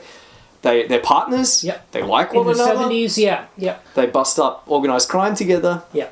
Then he's out patrolling, he investigates So at this point, he's pretty intense. Like, he's an intense, violent guy with a pretty weird moral code. But then Well, we haven't really talked about the origin before that. There is a bit of an origin. So he used to he was working at a dressmaker's shop. And this weird fabric came in, which had been invented by Dr. Manhattan, which has these Rorschach-type patterns. Yes. And the woman who ordered it saw it and thought it was ugly and didn't want it. But he loves it. So he took it home and he cut it up. He wasn't sure what to do with it. And finally, the Kitty Genovese incident happened, which, in recent years, it turns out might not be played out the way the story is that people just watched her being raped and murdered, but it's not true. And that night at some point he figures out that Kitty, she was the one who ordered the dress. Oh yeah. And then he makes a mask out of that dress that she ordered, and that becomes his Rorschach mask. So he has a very cool mask. But that's it's a constantly moving, because it's like a super fluid between two layers of latex or something. Yeah. And it moves constantly like a lava lamp. But it's black and white, and they never mix. In between. Just like Steve Ditko's piece of paper. Yeah. Just like that piece of paper he showed. That right. Whoever it was. Marv Wolfman, I think. Marv Wolfman, yeah. Yeah. Okay, you want to hear one of the crazy Reddit theories at this point? I don't know if I really do, but yeah, go on. When Kitty Genovese is murdered, we get a scene of that, which he read about it in the newspaper, and we're in the bottom of the apartments looking up. Yes. And this guy's theory is that Rorschach killed her. It was Rorschach that did it. I don't like that theory. I don't necessarily buy it either, but I've always wondered if he just assumed that Kitty ordered the dress. I missed that on this read. So it was her that ordered it. Yeah, well, he says it was. But he says, I remembered the name. When I saw her name in the paper, I remembered she was the one who ordered the dress. And I always Now I'm wondering, like, maybe he just made that up in his head. So that's how he starts adventuring. Oh, yeah. Woman who'd ordered special dress, Kitty Genovese. Yeah. Yeah, rad. But he's got some serious hang-ups. Like, he's not a nice person. He's got some serious hang-ups about women. Oh, yeah. He's very judgmental of how they dress. Well, and every single person is... This is really interesting, too, concerning the end of the book. Because everybody comes across... When he comes across Adrian Veidt, like, possible homosexual, must investigate. Every single person has, you've got this medication. By the time we get to the present, and there's this villain, Moloch, who we mentioned, has come out of jail. He's an old man. Rorschach is bullying this old man, this helpless old man. He's constantly tormenting him in his home, hiding, beating him up. He's an old man who can't defend himself. And has done nothing wrong. He finds some pills that are slightly illegal, some made from apricot homeopathic, pits. Made from apricot pits. And he's like, these are illegal. It's just like it's not even. Surely it's not illegal. It's just like deregulated. Every single person he has an issue with. So I'm really raises questions about the end of the book. This is kind of what he wanted, if you know what I mean. He could have found something wrong with all those people that are dead at the end of it. Oh yeah, it is absolutely what he wanted. I mean, we'll get to that. We'll talk about it. So his psychologist comes up with some pop psych explanation for why he's the way he is, saying he hated his mother, and it's all displaced anger, etc., etc., etc. So that would be, I guess, the Spider-Man origin story. Right. Right. But, of course, that is not why... Well, that's the origin of Walter Kovac, so it's not the origin of Rorschach. Right, fair enough. Rorschach, he hears about this kidnapping case. He says, this is when Rorschach was born. He hears about this horrible kidnapping, and he talks to the parents. He's like, okay, I'll go find the girl. And he goes through the underworld. By the way, I want to jump back to issue 1 after we talk about this. Okay. But he goes through the underworld and breaks some fingers and finally gets a lead on this house. He goes to the house... There's a oven. There's a stove, like a wood-burning stove in the corner. He opens it up. He finds fragments of a girl's dress. There's dogs outside in the yard fighting over a bone. It's a human femur. Yeah.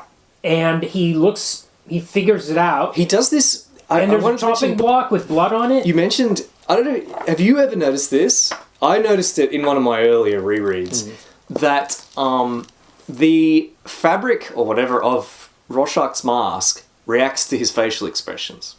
Right, okay. There are 3 times in the book where he's shocked. Okay. And each time, it's the same pattern on his face. Interesting, I didn't notice that. Yeah. So in this, I'll show it to you later, but here when he sees the femur, it's the same pattern. Okay. I'll tell you, so this is what makes him snap. And when the guy comes home, he figures out this guy has chopped this girl up. Yeah. He's chopped this girl up and... Sorry, I was just showing Kumar the panel if you're wondering why he said yeah. He's chopped the girl and either eaten her himself and or fed the girl to his dogs. And then burned her remains to get rid of the evidence. He's murdered her and he's tried to get rid of the evidence by feeding it to his dogs and trying to burn her clothing. And this actually makes Rorschach snap. He pulls a Mad Max on this guy and chains him to the radiator. First he butchers the dogs. Yeah. And when he butchers the dogs, he closes his eyes as he does it. You know what? This issue is so full on. That's so full on. Until this reading, I did not notice that when he kills the dogs, he says, mother. Yeah, he does, Holy shit. Holy shit. It's crazy. That is next level. He says Walter closes his eyes and Rorschach opens them. Yes, and he says mother as he kills the dogs. Yep. Incredible. Absolutely incredible. And then he throws these dead dogs at the guy to torment him and then... Yeah, and then Mad Maxes him by chaining him to the stove, I imagine, and then setting the house on fire, giving him a hacksaw, telling him he's got enough time to get out as long as but not enough time to cut through the handcuffs. Right. Maybe he tries, we don't know, but he certainly doesn't get out. Yeah. So the thing I wanted to mention about issue 1 was we haven't really talked about the violence in the book, which is strangely understated. By modern standards. I think at the time, I think it was considered fairly violent. No. People were complaining about the lack of violence. No shit. Yeah, because in issue 1, there's only 2 acts of violence. There's the death of the comedian. Yes. And Rorschach breaks the guy's finger, which is horrifying. You see him walking across the room to this guy. So good. This scary guy walking towards this guy, and he just grabs his hand and starts breaking fingers one by one, and it is horrific. It's great. We got one panel where he's holding the guy's hand, and then in the next panel, his hand is moved, and the fingers are an impossible. You can like hear it in your head. You can hear the crack. Yeah. Yeah. And he says, "I've just broken this guy's finger." And people were complaining about the final issue because they wanted a big superhero shenanigans and hijinks, and instead we get a final battle with a dinner plate and a fork. And people are like, "What is going on?" Really interesting especially when we get to talking about the movie. God, we're gonna get to the movie at some point. But it's really interesting. We're never gonna get to the movie, are we? It's never gonna happen. We'll see. Okay. Oh, by the way, I don't know. Do we want to spoil the Rorschach? Should we leave one thing for the readers, the listeners? Sure, we'll just leave it for now. We'll just leave that bit about the... Incidentally, because I love all the stuff. I love Gibbons' art. When Rorschach kills the dog, blood splashes on his coat. Yeah. Later in the comic, Rorschach recovers his spare trench coat. Yeah. It has the blood pattern the exact same. Yeah. It's the same coat. He never washed it. Yeah.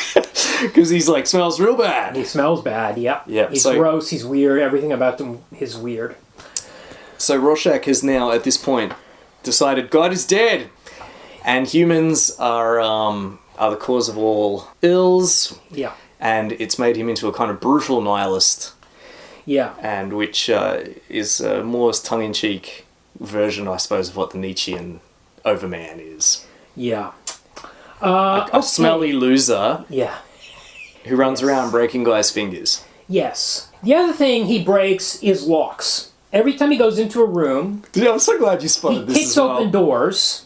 And all these locks are put in by a company called the Gordian Lock Company. No, Gordian Knot Lock Company. Yeah.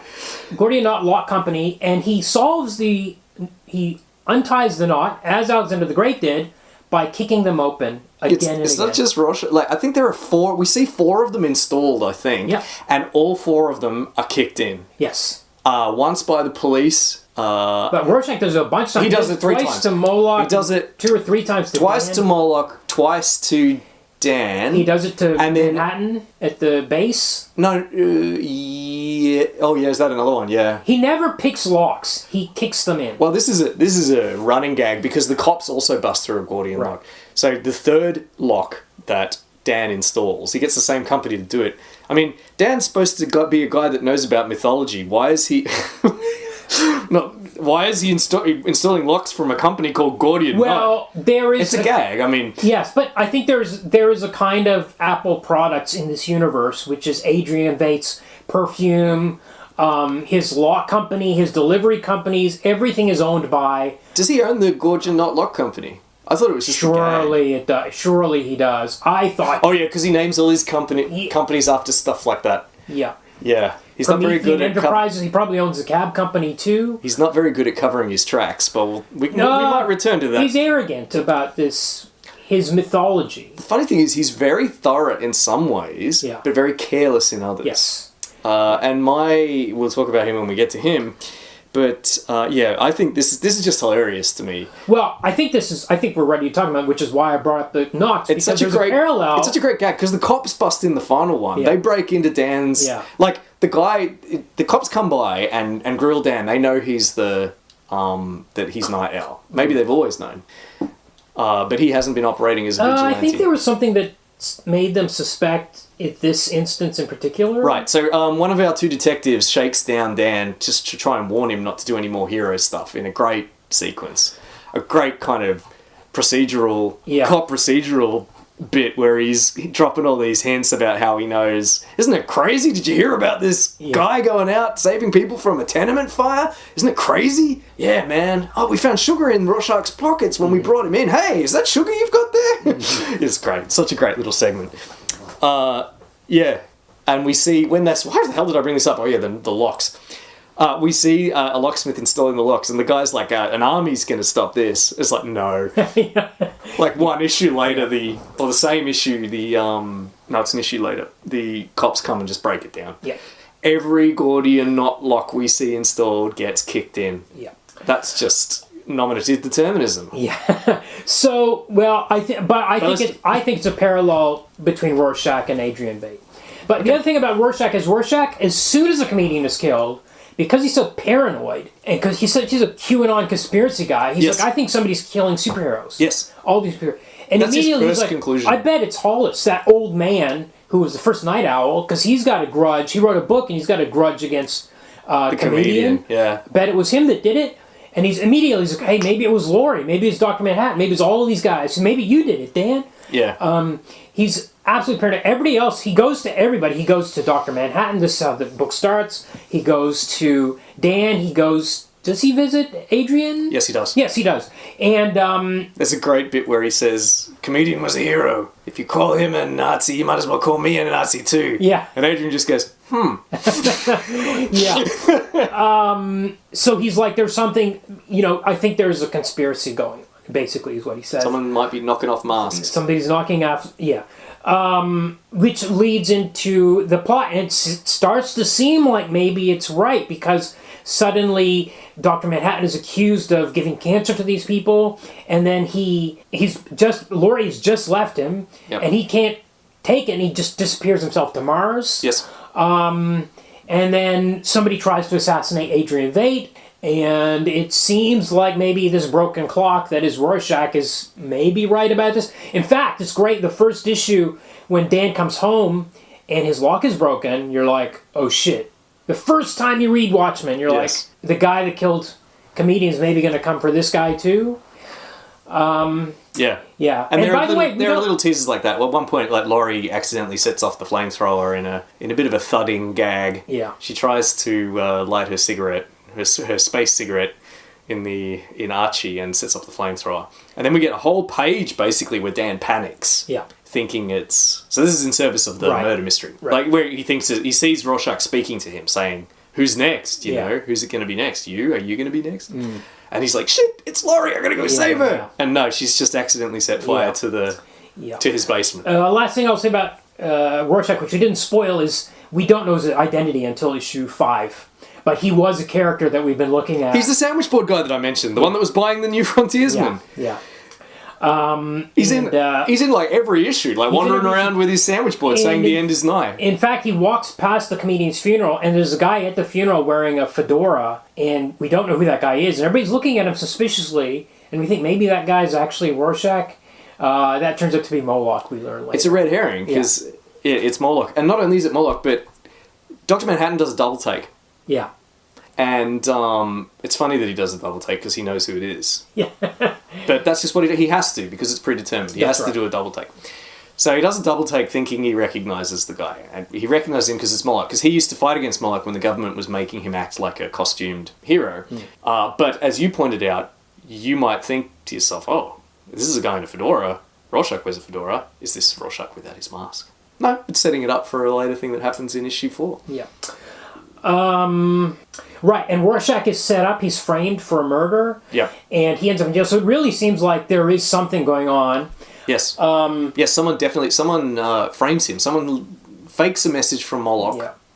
Yeah. And has him turn up at Moloch's house at a certain time, and the cops are waiting for him. Yeah. With a dead Moloch. Yeah. Because that person kills Moloch. Yes. Moloch is dead, man. And that issue, by the way, this is another emergent coincidence that came out of this. Fearful Symmetry, that's Fearful Symmetry. Is there's, at the start of the issue, because there's this war paranoia that's building up, and once Dr. Manhattan leaves, Russia immediately invades Afghanistan, starts moving into Pakistan, right? Yeah, the Soviets do, yeah. The Soviets do. And as soon as Dr. Manhattan instantly, leaves, they're like, here's our chance. the Soviets will start invading. Yeah. Just like that guy said in the back matter, they haven't given up on their ambitions. Yeah. It's just constrained by Dr. Manhattan. Yes. Where was I going with this? I assume you were going to talk about the weird thing with the Buddha. Oh, the Buddha. So this old hippie ends up murdering his kids. He's got war paranoia. He's like, it's better they be dead than be nuked to death. Or, try to live through nuclear catastrophe. And the cops are investigating because of this Buddha poster on the wall with the triangle. Very important image. It's even, Veidt has the triangle with the eye of Horus on his... I think it's missing in the movie design. Yeah, it is. Oh, well, it's on his belt. Oh, on his belt, okay. So, this poster shows up throughout this issue because the cops take it as evidence because they think there's a blood splatter on it. And, yes, when... a blood splatter that's like the splatter on the on the smiley face Yeah, page. when Rorschach comes to see Moloch, he says, what's this information? Perhaps you can enlighten me. He says, who did it? Is it one of your past associates? Is it so-and-so, so-and-so? Because he's absolutely backing up the wrong tree. Yeah, perhaps you can enlighten me. And meanwhile, Moloch's face is being illuminated by this flashing neon sign across outside his window. And then he's got this bullet hole in his head right where the central mudra is. Yeah. And Alan Moore and Dave Gibbons said that wasn't planned. Yeah, but this is the kind of thing that's going to crop up when you cram every panel full of as much detail that it can possibly fit.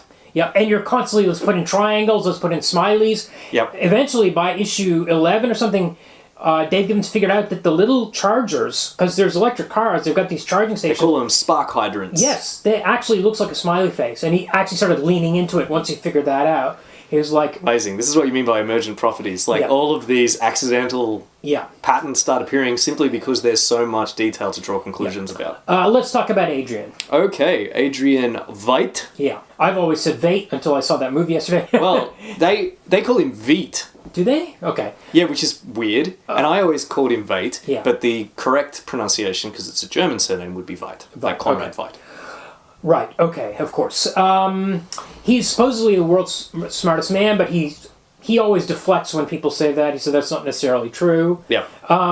He sits in front of banks of TV screens and just listens and watches them all at the same time and absorbs all this information simultaneously, and he can spot trends because he's so smart. Yes. For example, because of the nuclear war coming, he says, well, that always is coupled with eroticism, and there will be another baby boom, so let's invest in... Let's invest in porn now. Yeah. And baby food next year. Right. He's like figured all this. Yeah, he just knows stuff out. He's not just reactive though. He manipulates. That's right. He can see these trends coming. Yeah. And he, spoilers, is our villain of the piece because he's seen the apocalypse coming. Yeah. The comedian actually woke him up to it. By at a meeting of the Crime Busters, hosted by our hapless Captain Metropolis, the bottom to Hood of Justice's top. He has a kind of like lame-ass map of the United States with silly pettifogging little... Oh yeah, he's like, we got to deal with fornication. Labels. He's got all these things. Gang crime. Yeah, like... incivility. Yeah. All these milquetoast kind of things. And the comedian just burps and smokes his cigar and says, this is all just a load of bullshit because life's a joke and we're all going to be nuked in 5 years. And then he sets fire to the map and leaves. Yeah. And everybody else leaves too. Yeah. And we see Adrian looking at the map. He's only a very young man at this point. Looking at the map and looking very pensive. And it seems that the comedian has woken him up to the fact that everyone's likely to die. Yeah. From nuclear war, and he promptly goes about proving it, which we know because he leaves a graph that demonstrates the certainty of nuclear war in his office. But also, he sees stuff happening in the 90s, post-nuclear war. It seems like, because Night Owl looks at this graph, and he's like, there's still stuff going on in the 90s? He's like, what is this? Can't quite figure out what's going on. Yeah. Adrian also has a gymnast physique. There's a thing in the... He's like the fittest of all these heroes, arguably. Yes, because he's focused his intelligence not just on the outside world but internally. Yes, he's obsessed with Alexander of Macedon. He was born incredibly brilliant, and everyone around him is just like a dumbass. And ever since from he's a kid, and he's like, well, I don't see anything here that's worthy of interest or respect. So he looks at history, and he says, the only guy that's anything like me is Alexander. Yeah. Alexander, who ruled most of the world by the age of 33. Meditating on the career of Alexander is supposed to make you humble. Mm-hmm. It does the opposite with our world's smartest man. He says he hopes to meet Alexander in the Hall of Heroes and be able to tell him what he accomplished. That is not what thinking about Alexander is supposed to do to you. And also at one point, there's a stage where he tells Night Owl, I could catch a bullet. And Night Owl's like, you couldn't actually do that, could you? And the next panel is just him smiling, like, I think I could, dude. I could catch a bullet. He's so arrogant. He's very arrogant. By the way, he's got Robert Redford's looks. he does this charity gymnastics routine. Do you notice that throughout the book there's this thing about famine in India? Yeah. That keeps coming up, like there's posters and stuff. For the Ozymandias. It's interesting because we don't get why that alternate version had famine in India, not in Africa. Because the movie changes it back to Africa for some reason. Was there some chain of events that, I don't know. Well, Veidt is so incredibly competent that he gives away his fortune at the age of 17 so that he can show that he can do it without it. Yeah. He goes on like a big hippie trek. He does the hippie trail all like through Central Asia. He ends up in Egypt. He does hash and has a mystic vision about becoming the new Alexander. He decides to become a costumed hero to change the world. He's shown by the comedian that an individual can't do it that way. He can't do it by running out punching thugs. So he sets his sights a little higher. Yeah. And comes up with the conspiracy, the real conspiracy. It's not a conspiracy to kill masks. It's a conspiracy to kill New York with a big fake alien. Yes. He makes a fortune. He gets out of heroing. Sorry to interrupt, Kumar. He funds technologies that genetic engineering technologies, research into teleportation. He has actually engineered this weird cat creature. Yeah, mutant lynx that acts like a dog. Yeah. That seems to be what it. Yeah. It's a lynx that acts like a dog. Yes. Bubastis. Because you can train it. Bubastis. Yeah. He he surreptitiously contacts all kinds of scientific experts, artists, the writer of painters, the pirate story of the Tales from the Black Freighter, which we mentioned an hour and 30 minutes ago. Yeah. They think they're working on some sort of movie. They think they're working on a movie. They think they've built this alien. It's as big as a building. It's really creepy looking. They've cloned a psychic's brain to put into it. So cool. What they call a sensitive. Yeah. In the New Frontiersman back matter, there's a chapter, or there's an article on the disappearance of Max Shea, Yeah. who who is the author of Tales from the Black Freighter, and probably a self-deprecating reference to Alan Moore himself. He has been missing for 2 years. And they mention also, this is the kind of world where people can just go missing at random. Oh, and guess what else is happening in this world of sickos? You remember that medium, that spirit medium that died last month? Well, someone broke into the morgue and stole his head. Mm-hmm. Yeah. It was Adrian Veidt. Yeah. He stole the guy's head because the guy's a genuine sensitive. He has some kind of latent psychic ability. So he steals the guy's brain, clones it with his genetic engineering technology, sticks it in this huge alien they've designed, which has a huge brain, and makes it into a kind of psychic bomb. Yeah.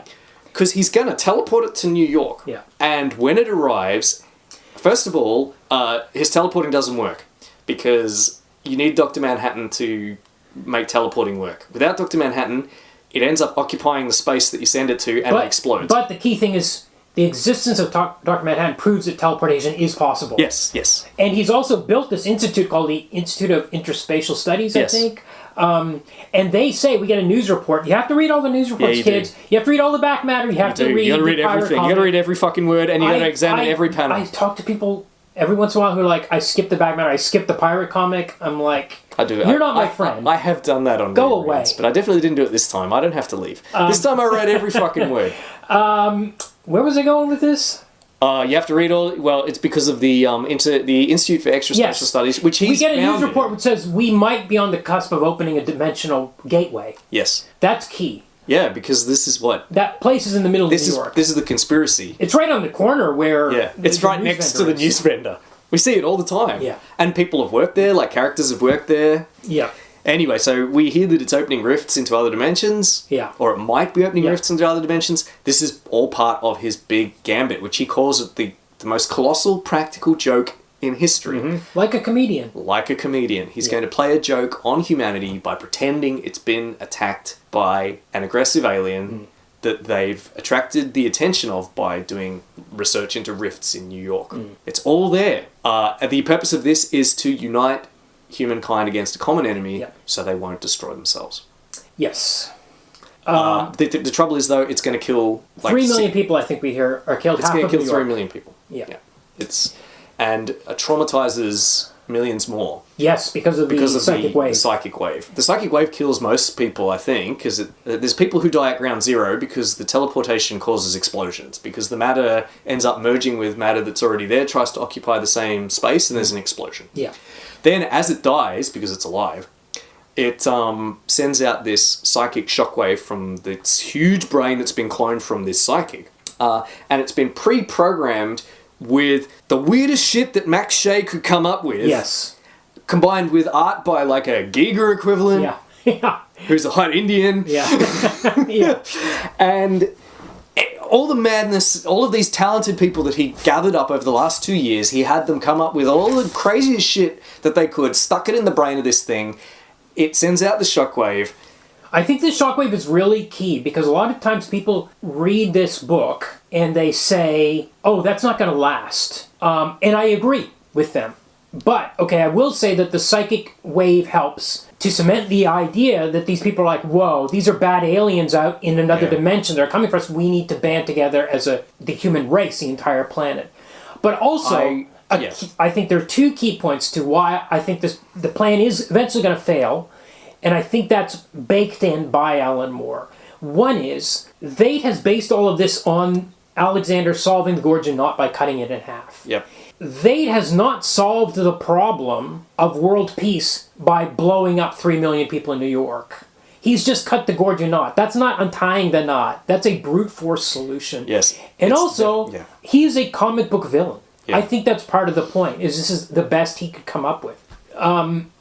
I think I agree up to a point. It's definitely not sure what's going to happen. I mean, we get an obvious out in that Rorschach's journal detailing everything that he knows about the conspiracy. Has landed in the crank file at the right-wing newspaper. Right under to the United States of America. That's right. So the QAnon guys are going to be barking about how all this was actually caused by Adrian Veidt, not by an actual alien, and that seed is going to germinate. Possibly. Maybe. Assuming Seymour picks up the diary, which Alan Moore has. Even I read an interview with Alan Moore where he says we don't know if Seymour's going to even pick up the diary. That's right. Because we just see his hand hovering near it. Yeah. And the final line of the comic is, "I leave it entirely in your hands." Your hands, yes. Yes, a reference to us, the reader, obviously, but also a reference to Seymour, which is a good name for him because he may see more.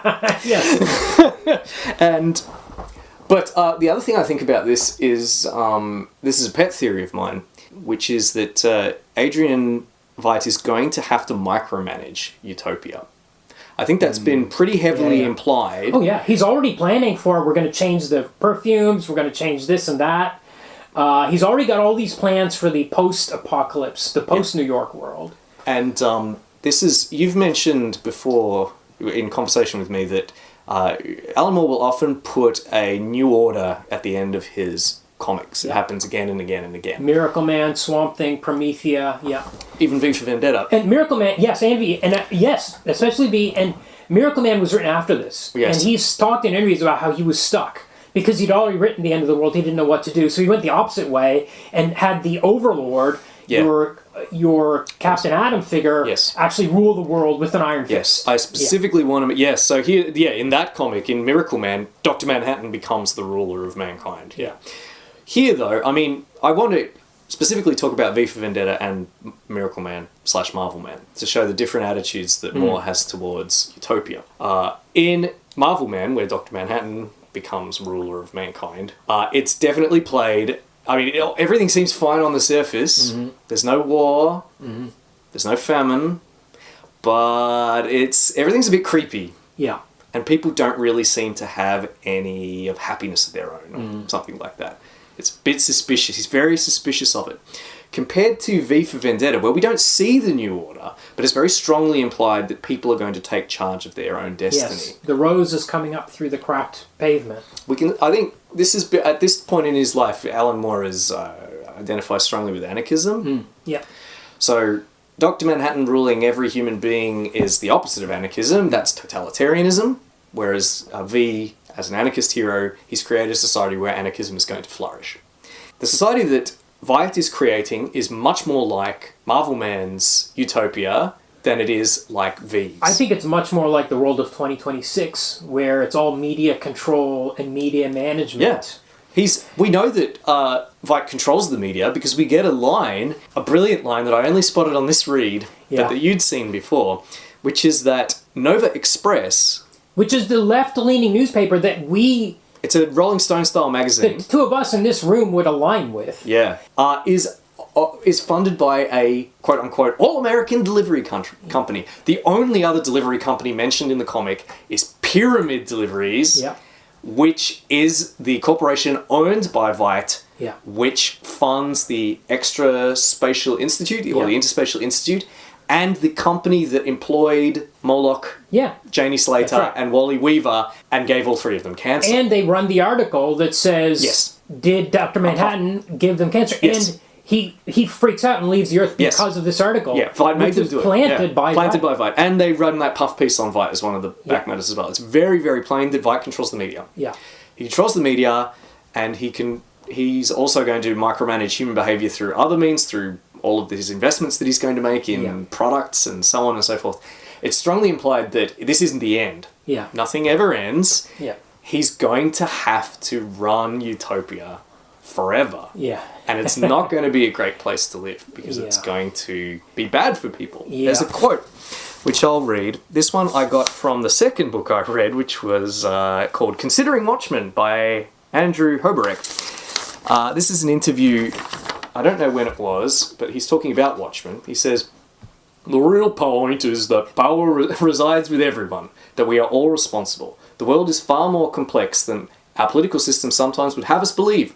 Although, of course, these powerful individual leaders have a prominent role, but that too must be seen as the responsibility of everyone." He's talking about the end of Watchmen. "The last line of Watchmen, 'I leave it entirely in your hands,' was directed at the reader more than Seymour. The fate of the world is undecided. Everyone has a responsibility. What the reader does in the next 10 minutes is as important as everything Ronald Reagan does." Dr. Manhattan, when he's convinced to save humanity, is convinced because Laurie realizes that her father is the comedian, a man she hates for trying to rape her mother in that earlier bit. Dr. Manhattan is flattened by this because it makes him realize that every human being is a marvel. This was a thing that was in V for Vendetta as well. Yeah. Every human being is a marvel. Yeah. Dr. Manhattan's chosen way of expressing that is he talks about the impossibility of any two gametes meeting and creating a human person.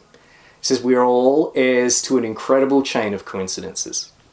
He says, "It's a thermodynamic miracle that anyone exists, that each of our parents were lucky enough to meet, were lucky enough to introduce the reproductive cells, were then lucky enough to have their children. He says it's as unlikely as oxygen turning spontaneously into gold."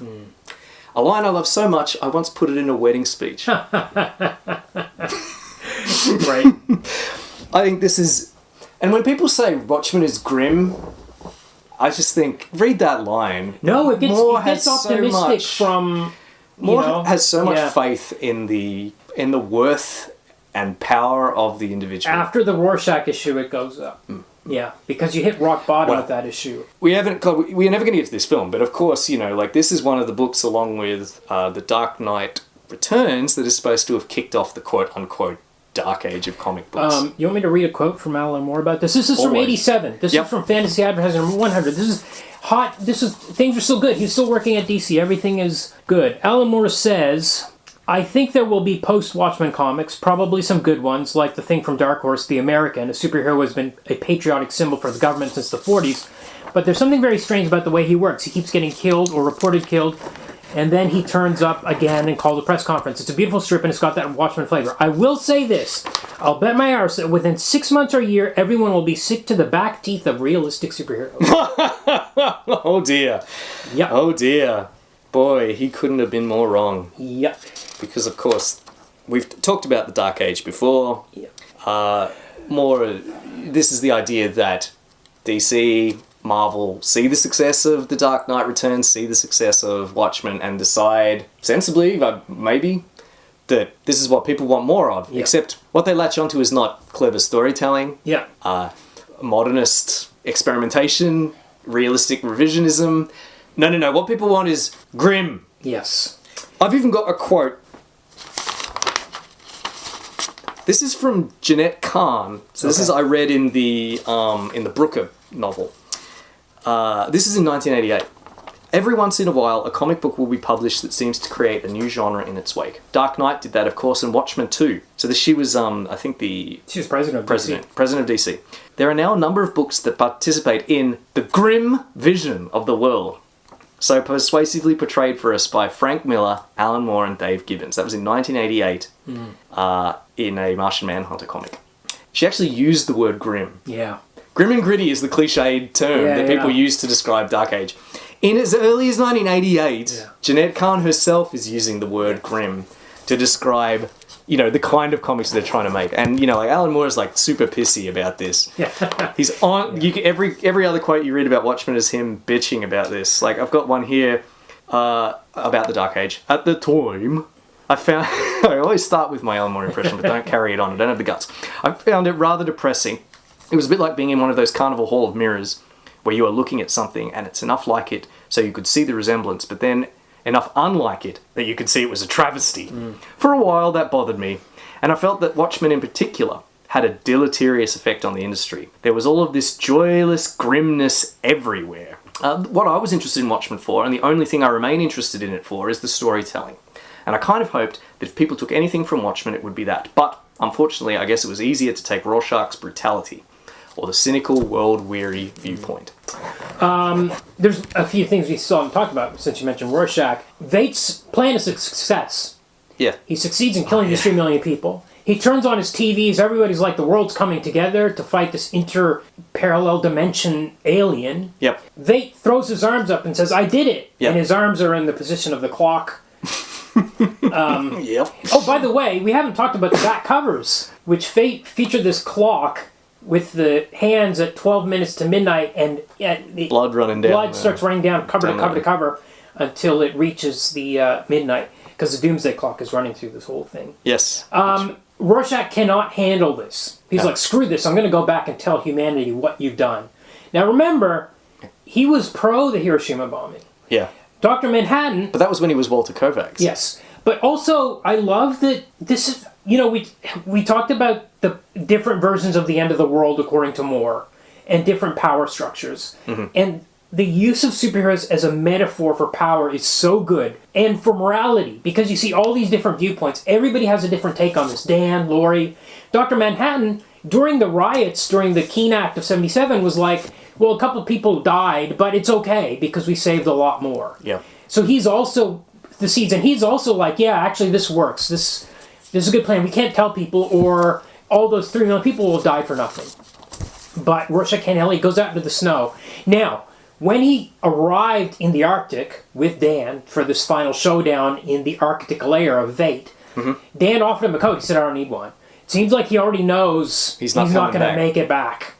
And he decides to walk out of this layer. He's in Antarctica with no coat. And he's like, I'm going to walk back to civilization. Well, I think he's going to take one of the hover bikes, but sure, it's fine, whatever. Yeah, he has no chance. He thinks he's going to go back. He's going to fly Archie the airship. But even though he knows he can't do it, he cannot not do it. He has to do what his brain tells him to do, which is to go back and tell people. And then Dr. Manhattan comes out, and he's like, look, you can't go back there and tell people. And Rorschach's like, you're going to kill me? Do it. He takes off his mask, his true face, so to speak, and says, do it, kill me. And then he's vaporized by Dr. Manhattan. It's interesting. I mean, I think there's... Yeah, it's pretty moving. He dies. Yeah. You're not supposed to like Rorschach. No. But everyone does. He's really interesting and sympathetic. He is sympathetic. And what's more, he undergoes change throughout the comic. He really does. I mean, we see his terrible origin and his horrifying nihilistic philosophy, which is so corrosive it infects a well-meaning psychologist who feels compelled to help people. But he also things change though. He's reaching out to Dan throughout the comic. Yeah. Trying to be his friend. Yeah. At one point he apologizes to him. Yeah. Shakes his hand. Funny scene because he doesn't let go of his hand. No, that's so good. It's like he can let go of my hand. I think the only 2 funny scenes, real laugh out loud scenes, are from Rorschach. One is early on when he's the End is Nigh sign guy, and he comes to the news vendor and he says, is my copy of New Frontiersman in? And the guy's like, nope. and then he walks off panel, and then walks back and says, "Is it here yet?" And the guy does a spit take. Yeah, it's great. There's a lot of funny. Alan Moore's a funny guy. There's a lot of really funny. There's heaps of puns. Yeah. I mean, you don't always laugh out loud, but it's very amusing. I certainly laughed at the handshake and the spit take. It's a very amusing book with a lot of really clever jokes. You know what's not amusing? Yeah, this is a great seg. Oh, hang on, I want to. Yeah, it really is. But I just want to quickly finish up with Rorschach. This is something because it's almost against my better judgment that I read the comic and I think, fuck, Rorschach's cool. Yeah. And he's not meant to be cool. And Alan Moore has been on the record many times in the years since saying stuff like, you are not supposed to like Rorschach. Rorschach is a bad guy. Yeah. Rorschach is crazy. People are drawing the wrong meaning from my book. I've got a quote here. This one was from Brooker's book. I don't know. Alan Moore made it in some... I don't know when Alan Moore said it. Yep. I'm just citing the secondary source. Okay. He said, about people liking Rorschach. Or he had forgotten that actually to a lot of comic fans, that smelling, not having a girlfriend, these are actually kind of heroic. So actually, sort of, Rorschach became the most popular character in Watchmen. I meant him to be a bad example, but I have people coming up to me on the street saying, I am Rorschach. That is my story. And I'll be thinking, yeah, great. Can you just keep away from me and never come anywhere near me again as long as I live? Fair enough. But you know what? I'm not sure I believe him, at least about him being a bad example. You know, because, as I said, Rorschach is... Well, I mean, sure, he's cool and does cool shit, like the Punisher is cool and does cool shit, but Punisher's not a character I like. Whereas it's hard not to like Rorschach. First of all, because he's very sympathetic, as I said. He's had... His childhood is really sad. Yeah, yeah. And you can see why he turned out the way he did. And then he went through something really bad. Yep. But also, as I said, there's change occurring throughout the comic. He seems like he's trying to be a better person. He starts speaking in longer sentences towards the end of the book. It's like he's making an effort. And of course, his final act, I think you can see it two ways. There's the way you mentioned, whereas it's the ultimate expression of the inflexibility of his worldview. After all, in issue 1, he says, never compromise, even in the face of Armageddon. And he says it again at the end. We can say this is an attitude that he's held from the start of the comic to the end. He really is like just some kind of lunatic that we can't relate to. But then there's the other way of looking at it. I mean, is our other characters go along with Veidt and buy into his new world order that he's going to have to run as a totalitarian dictator? He's very definitely the villain of the piece. It's not actually a heroic act to go along with Veidt. Rorschach is willing to die with the people that died in New York, you know, to kind of like to join them in death. Yeah, that's right. He says to Dr. Manhattan, what's one more death? Among the foundations of Veidt's new utopia. That's right, yeah. I think you can almost see, because in issue 1 as well, he talks about how New York is a filthy city, and he can't wait until they're all dead. He can't wait until the sewers scab over and they drown in their own filth. And yet when they do die, he dies for them as well. I wouldn't want to be friends with Rorschach. I don't think I'd really want to sit in a room with him. But it's hard not to dig him a bit. Yeah. And I got another, before we move on to the film, I got another quote from Alan Moore in the In Search of Steve Ditko documentary. Moore explicitly compares Rorschach to Ditko himself. And remember, Moore admired Ditko for his principles. As a guy who, even though they disagreed in terms of their politics fiercely, he admired him as someone that stuck by his principles. He says, Rorschach has this ferocious moral integrity that has made him one of the most popular characters in the book. And obviously that ferocious moral drive and integrity, that was kind of my take on Steve Ditko. That's very different from comparing Rorschach to smelly basement dwellers. I think that you can make a case either way. Steve famously was a shut-in, you know, that hardly left his apartment.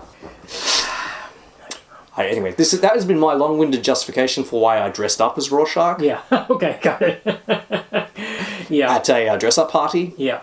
20 years ago. So, when you find those photos, remember, Rorschach, redeemable character. What do we want to... Should we skip all the... Look, we've covered it. It was a good idea. Talking about the characters, we covered the plot. Talk about the publishing and how things went sour with... You know what? Here's what I'll say about that. We're going to get into this movie. There are 3 cuts of this movie. There's the theatrical cut, which Yes. is like 2 hours and 30 minutes, something like that, 2:45. There's a director's cut, which is 3 hours, and there's the ultimate cut, which is 3.5 hours. If you go online to download them, ultimate cut's the easiest one to get. Director's cut second, hard to get theatrical. Yes. People come at me and say, "Hey, why aren't you paying for this movie? Why'd you download this movie? You stole it." Great. I will pay for this movie as soon as DC pays Alan Moore for the Watchmen pinback buttons and the Watchmen wristwatches that they made and said were promotional items and did not have to pay him for, causing him to quit DC very shortly afterwards. Yeah. That's Well, all.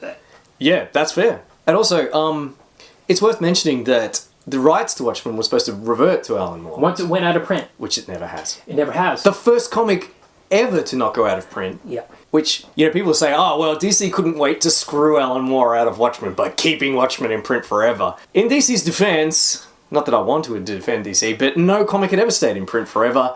Alan Moore wrote the first one. Yes, but I will say, in recent years, I mean, I've got a lot of copies of Watchmen. We're sitting around. I've got the issues, I've got the Graffiti Designs hardcover, I've got the Book Club hardcover, the recolored hardcover, the recovered mini paperback, the recolored... One in Japanese. I've got one in Japanese. I've got the Absolute Watchmen there. There it is. Watching the Watchmen. Let me tell you about 2 of the ones that I don't have. They reprinted all of the issues in hardcover in a box set. Each one is a hardcover.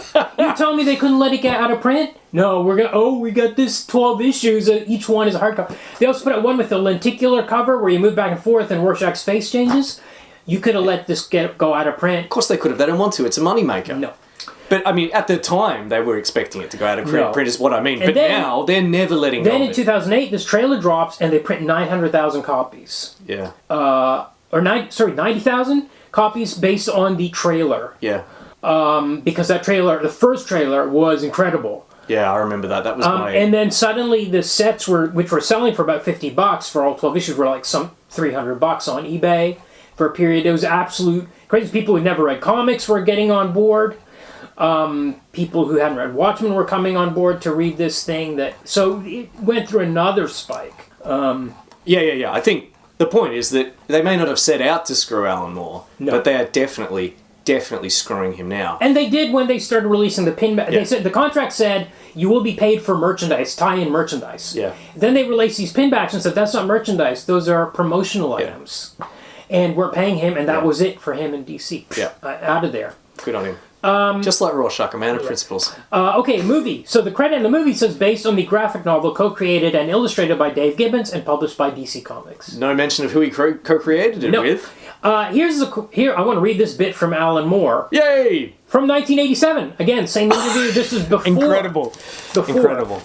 And they're talking about the rights have been sold to a movie, right? Yes. Alan Moore says, the problem with taking Watchmen to another medium is that we deliberately set out to establish some territory for comics. We tried to exploit the things in comics that cannot be done in any other medium. Yes. I mean, if they do a film of Watchmen, you couldn't have the pirate stuff in it. You couldn't have the background details because they flash by so quickly, there'd be no chance to recognize or compare them. And he says, what about animation of the pirate comic? Alan Moore says, well, they'd actually have to show still panels. Dave Gibbons, that would get thrown out, though. I mean, who wants allegory? And then Alan Moore says, I spoke to Sam Hamm. He comes from Virginia. He's one of the Virginia Hams. And he's written the Batman screenplay, which I'm sure you might criticize here and there. But I would say that from a comic fan's point of view, you couldn't ask for a better one. We've both read it, and we're both satisfied. Anyway, Sam came up to see me because he's been asked to do the Watchmen screenplay. He said he wanted to do it. His reasoning was that he didn't want to do Watchmen because it wouldn't matter much whether he wrote it or not, since it'll be rewritten at various points. The director will change bits, the cast will change bits, so that any lines that eventually appear on screen that are in any way similar to my script will be pure coincidence. In other words, if someone's going to fuck up Watchmen, he'd rather it wasn't him. Still, his reason for doing Watchmen was that if someone's going to fuck it up, he'd rather it was someone who cared about it. He said, I realize I'm defeated before I start, so I've got to take a samurai attitude to it. That I'm already dead, so I'll discharge myself with honor. I couldn't ask for a better attitude. How interesting that you say that. How here's another bit. interesting that he said that. This is Alan Moore. Then the interviewer says, he sounds like a good salesman apart from anything else. But on the other thing about Watchmen is that it's so episodic, as you said. On the telly, it would work better. Alan Moore says, in a perfect world, I'd rather see it as a comic. This insistence that if something is a success in one medium, then it can automatically be translated to another medium and still be a success. Here he says about my suggestion for Dr. Manhattan. This was 1987, this interview. My suggestion was for Dr. Manhattan to be played by a computer graphic, which I think would work. Wow. This is pre-Terminator. So this is an antidote to people that think Alan Moore is some kind of anti-film guy. He's not, right? He's broadly positive about the film here. Yeah. He just thinks it's better as a comic. Which it absolutely is. And then the industry just kept screwing him. Joel Silver is in particular. Yep. These guys were, okay. 2009. Now, I think what we can say about this, in broad strokes, is that they've tried to put everything in. Well, Snyder has, yes. This is directed by Zack Snyder, the comic book movie guy. And he's like a fan of the comic, and he wanted everything he could get in. He's a fan of the comic, but he did not understand the comic. No, well, that's another matter entirely.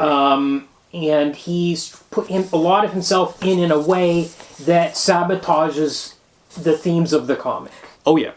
But we'll kind of go through that. So, the movie opens with the death of the comedian, the assassination of the comedian. Yeah. Okay, first thing, I immediately missed Dave Gibbons' world. Everything in this movie is really dark, and even the comedian's apartment looks like it was CG. Everything behind him. It didn't look like a set. Everything was so dark and weird. And then this assassination happens. Everything's in slow motion. Yeah, because that's the Snyder thing. Slow motion. Yeah. Did he come from music videos? Yeah, or advertising, or both. But so he loves slow. I mean, he's coming off 300 doing this. Yeah. 300 is a pretty good film with a pretty distinctive visual style. Yes. So I guess he's just doing that again. Yes, because the apartment looks like it's out of 300. It looks like a CGI set. Comedian is played by Jeffrey Dean Morgan. Yeah. Who is also Thomas Wayne. And Negan in The Walking Dead. Yes. Yeah, of course Negan in The Walking Dead. There are heaps of actors in this. Yeah. Well, we can do them all, why not? We'll go through them. Okay, now we get the opening credits, which are great. So good. My absolute favourite thing about the movie. Best thing in the movie. If the movie had been more like this... Yeah. And less like it is, I think I would have really loved it. It's almost so creative. Like stills, but they're like where the cameras, they're three-dimensional stills where the camera's moving around. There's a little bit of motion in them. Yeah. But we get the whole history of superheroes. Yeah, up to the present. We see him interacting with historical figures. We see how history is different with the superheroes. Something like the B-52 that drops the atomic bomb on Japan is not called the Enola Gay, it's called the Sally Jupiter, and it's got a picture of Silk Spectre on it. Yeah. Really cool. Yeah. We see... By the way, did you notice that Janie Slater's watch was stepped on by a man called Fat Man? Yeah. Or referred to as Fat Man, and then her watch has broken at the time of the Hiroshima bomb. Yeah, I mean... Jesus Christ. It's all in there. Jesus fucking Christ. All right. It's really... And it's not just... clever, because this is new material, but drawing on stuff from the comic. Although there are some things where he over-eggs there's like he shows comedian killing JFK, which is a joke in the comic. Yeah. Very, very, very vaguely hinted at in the comic with a joke, and with Dr. Manhattan mentioning that the comedian was there babysitting Nixon, implying Nixon killed JFK. Yeah. Which is great. But it's such a great sequence, and stuff that's referenced in the back matter, like the death of this guy Dollar Bill, who got his cake caught in a turnstile at a bank or something, or a revolving door. Yeah. Really great. All this stuff's just in here. Even deliberately, even some of the... Look, Snyder seems to be with some of these, is saying, look, we're adapting a comic. Because when Sally, like, for example, when Sally Jupiter retires from the Minutemen, it's done like The Last Supper. And I think Snyder's like, that's a famous image. I'm putting a famous image in the film. The comic's a famous image. This film's part of that lineage. If there was more like that, I'd have been way more into it. Here's the other thing about this that I really like. And I actually liked the slow motion in the first 5 minutes of this movie. Yeah. Because these are things you can only do in cinema. Yeah. Right? Yeah, that's right. Because it's a film. Think in cinematic terms, and he's doing. man. I like the slow. I mean, he overuses it throughout the movie. Yep. But in this sequence, which is this is not a poem. You can't do a ballet about this. This has to be done. This montage. It's such a only works in great... I was it's so really on good. board. I went and saw this at IMAX in '09 when it came out. Mm-hmm. And at this bit, I was so into it. Yeah. I could not have been more into it. I was Yeah. like, this is great. Yeah. This is everything I hoped. I loved the first trailer. The second trailer dropped and I'd been a bit... Ooh. Yeah. Well, Rorschach sounds a bit funny. Yes, and when the first trailer came out, I recorded a podcast on Watchmen on Deconstructed Comics, and I made a prediction that the Minutemen 17 would be years ago. called Watchmen. Yeah. And sure enough, the second trailer came out. It's like, somebody's killing Watchmen. And I was like, oh boy. Well, that's in Sam Hamm's script. They were called Watchmen too. Yeah. You can just see that there's some guy, some executives like, the people aren't gonna get what the title of the movie's about. It's like that. Oh man, open a tab. Do you know that movie Enemy Mine? Yeah, absolutely. With Louis Gossett Jr. and... Dennis Quaid. Yeah, Dennis Quaid. So that's based on a novel, Okay. also called Enemy Mine, about like what the film's about like an alien and Dennis Quaid have to make friends. Yeah. And he's, you're my enemy mine. And then, no bullshit, when they were adapting it, some cigar-sucking suit said, "Where's the mine? Right, got it. Where's the enemy mine?" Yeah. So they put one in. Yeah. So they got put it. the fucking Watchman in. It's the same guy, probably. Yeah. Where's the Watchman? Here's the other thing I like about this sequence, which is something he never does anywhere else in the movie, maybe except for the climax. He's put stuff in that isn't in the book. For example, Warhol doing paintings of these superheroes. All that stuff's so great. And Ozymandias hanging out at Studio 54. Yeah, isn't that cool with David Bowie? Yeah. Yeah, rad. I wish there'd been more of that. Yeah. But now, from here on in, he is in the difficult position of trying to be as slavishly close to the comic as possible when that's impossible. But then but as a result, there's stuff that just doesn't make any fucking sense. Yep, I agree. In it. There's okay, so for example, we can jump way ahead. Yeah, why not? In the comic, when Manhattan decides to leave the Earth, Yep. he first makes a stop at Arizona to pick up a picture From Gila of Flats. him and his old girlfriend. A weird human nostalgia, a bit of that Left over in his mind, nostalgia for this photo. And then he goes to Mars with this photo. In this movie, he's going to go in for the TV interview where he's going to get sidewinded. Oh, do you know, in the comic, sorry to interrupt, in the comic he takes that photo out of a frame that is labelled Amid the Strangeness and Charm. This one I had to get from one of the books, but those are, of course, names for the states of quarks. Oh, of course. Yes. Yes. So sorry, please continue. In the movie, he's going for his interview, right, at the start, and he floats that picture into his pocket. Yeah. Why is he... Why would he take his ex-girlfriend's photo to a TV? television interview? Why? Because he needs to have it. Why? In that Because following scene. we've cut out the Arizona bit, so he's going to go straight. So this nonsense. So to jump way ahead, what should have done is not had that photo at all. Exactly. Why does it need to be in there? Because it's in the comic. Right. Exactly. Stuff that's in the comics is just in here for no reason. Yes. Here's another key thing which we didn't talk about. As he was approaching issue 9 or 10, Alan Moore stumbled upon the fact that there was an episode of The Outer Limits called The Architects of Fear, which had a plot in which these world powers are scared of the threat of nuclear annihilation, and they decide to manufacture an alien. Team of scientists. And they're like, okay, we're going to build this alien, and we're going to bring him to the UN. He's going to land in the UN. One of the scientists volunteers to be surgically altered to become an alien. Right.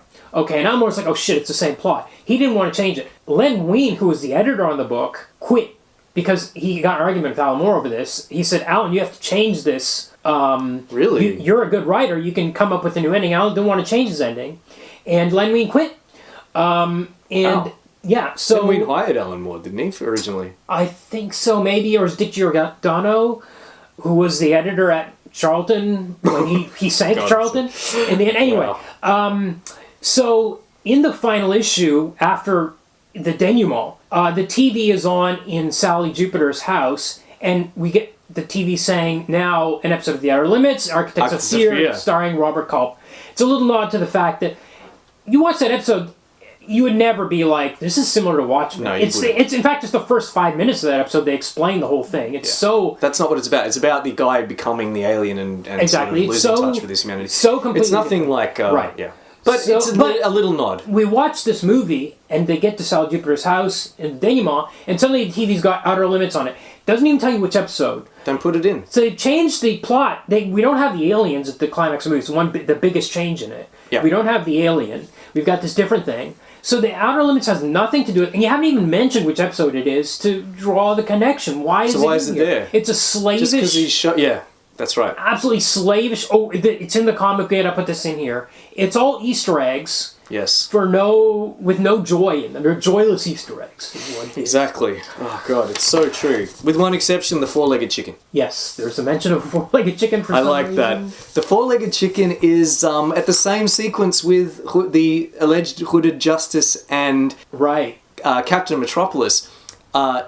Gibbons has drawn a chicken with two drumsticks. We're seeing it from the side on. Yeah. It has two drumsticks, which makes it look as though it has four legs. Yeah. Two on each side. Yeah. So in the and of course he did it by accident, but everyone's saying like, well, Adrian Veidt has designed and marketed Right. four-legged chickens. So that's a real Easter egg, right? Yeah, right. Not just shoving shit from the comic in where it doesn't make sense. Yeah. It's a little bit like Farouk and his three arms, Kumar. Oh.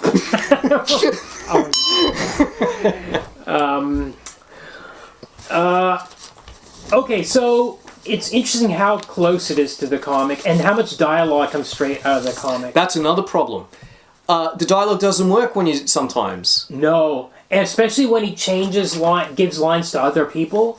Like, nothing ever ends. That line is taken out of Dr. Manhattan's mouth and put into Laurie's mouth. But then what the hell is it doing there? What does it mean now? He's Why the would one she say that? He's the one that thinks about time in this weird way Yeah. and says nothing that ever ends. It's bizarre. Like, And he says it to Adrian in a way that Adrian feels threatened by it. Like, he doesn't understand what he meant by it. that's right. Here, it's like this message of hope from Laurie at the end. It's like weird. Why did you put that in? God, so many lines don't land because he's just not changed the dialogue at all. He's decided in the scene where... Oh, sorry, go on.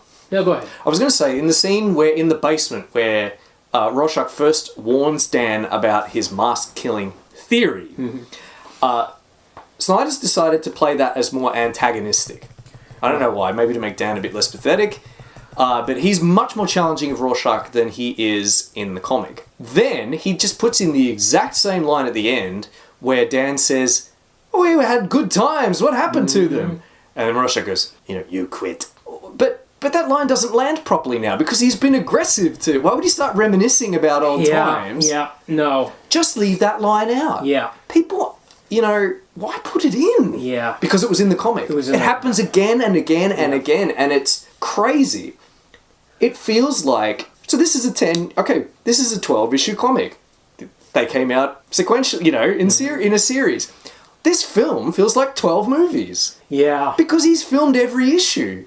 But they don't knit together properly. No, they don't. And in fact, they don't... How can I put this? They don't unknit properly. The thing is, when you read the comic, when you get to like the Mars issue, when we get these alternating origin stories, the psychiatry sequence for Rorschach, the Mars sequence for Dr. Manhattan, Yeah. the Veidt, the Alexander the Great, all that business, that's all in one issue.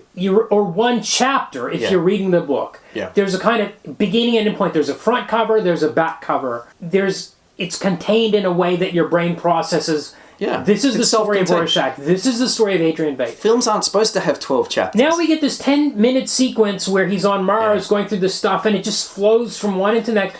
The psychiatrist sequence is so truncated and awful. We'll talk about it when we get to it. But it's like, it's just a mud, this movie. It doesn't work. They were really right. It should have been 12 issues. Regurgitated worms, I think Alan Moore referred to it as in one interview. 12 issues mini-series, TV series, is Yeah. the way it would have made more sense. That was what David Hayter wanted to do. Right. Incidentally, David Hayter wrote the screenplay for this. Yes. Whenever I see David Solid Hayter's Snake. name, I just think, that's Solid Snake. Yes. Didn't he Earle. also write... Wait, did he write Batman Begins or something? I've got a section in my notes on him. He wrote the X-Men film, the first one. Oh, okay, got it. That's it. And that was a good script. Okay. And he won a Saturn Award. So it's on the basis of that he's hired for this. Here's another question. Yeah. This movie comes out in 2009. Why? You understand what I mean? Like, if it came out after Batman and Robin, makes perfect sense. We're going to have a reaction. But here, this is coming out after Batman Begins and Dark Knight. You're putting this movie out 1 year after Iron Man? You're missing... Yeah. We're in another phase here. Yeah, well, it's don't need to... it's been in production for years, like, it's in development hell for, like, 30 years. Think about the kind of realisticness of the Iron Man movie. Yeah. And Batman Begins. Yeah. We've already addressed these issues. Yeah. This movie doesn't need to exist. No, I completely agree. Because it's also not doing the science fiction story end of it in a way that is satisfying either. Anyway, okay. Yeah, to return to David Hayter briefly, he'll be on the podcast again when we do Guyver Dark Hero. Yes, great. Okay. He, as I said, he wrote X-Men minus that award, co-wrote the second film X2. Yeah. And he co-wrote The Scorpion King. I love a Scorpion King reference on the podcast.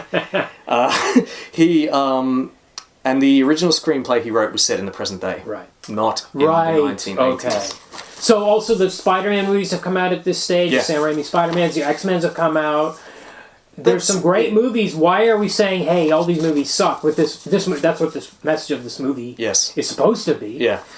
I don't know, it's just like he's just tried to remake 300. Like he got good success. Yeah, I mean, he got great success by hewing very closely to the style. Yeah. By trying to transplant the style of the comic. Yeah. Or reinterpret the style. We'll talk about this when we do 300. And has he just tried to do it again? Okay, yeah, but everything's so dark. We get to the scene. Rorschach does his investigation, played by Jackie Earle Haley. Yes. Are we going to do him? Bad News Bears? Bad News Bears is the first one, and the remake of Nightmare on Elm Street. I mean, oh, yeah, that's why are you trying to replace Robert Englund? Don't do this. That's movie's not based so bad. on the comic. No. Well, he kind of has a career resurgence after this. Okay. Oh god, where's my... I think that Nightmare was after this. Yeah. Well, he starts being cast in genre stuff after this. Yeah, okay.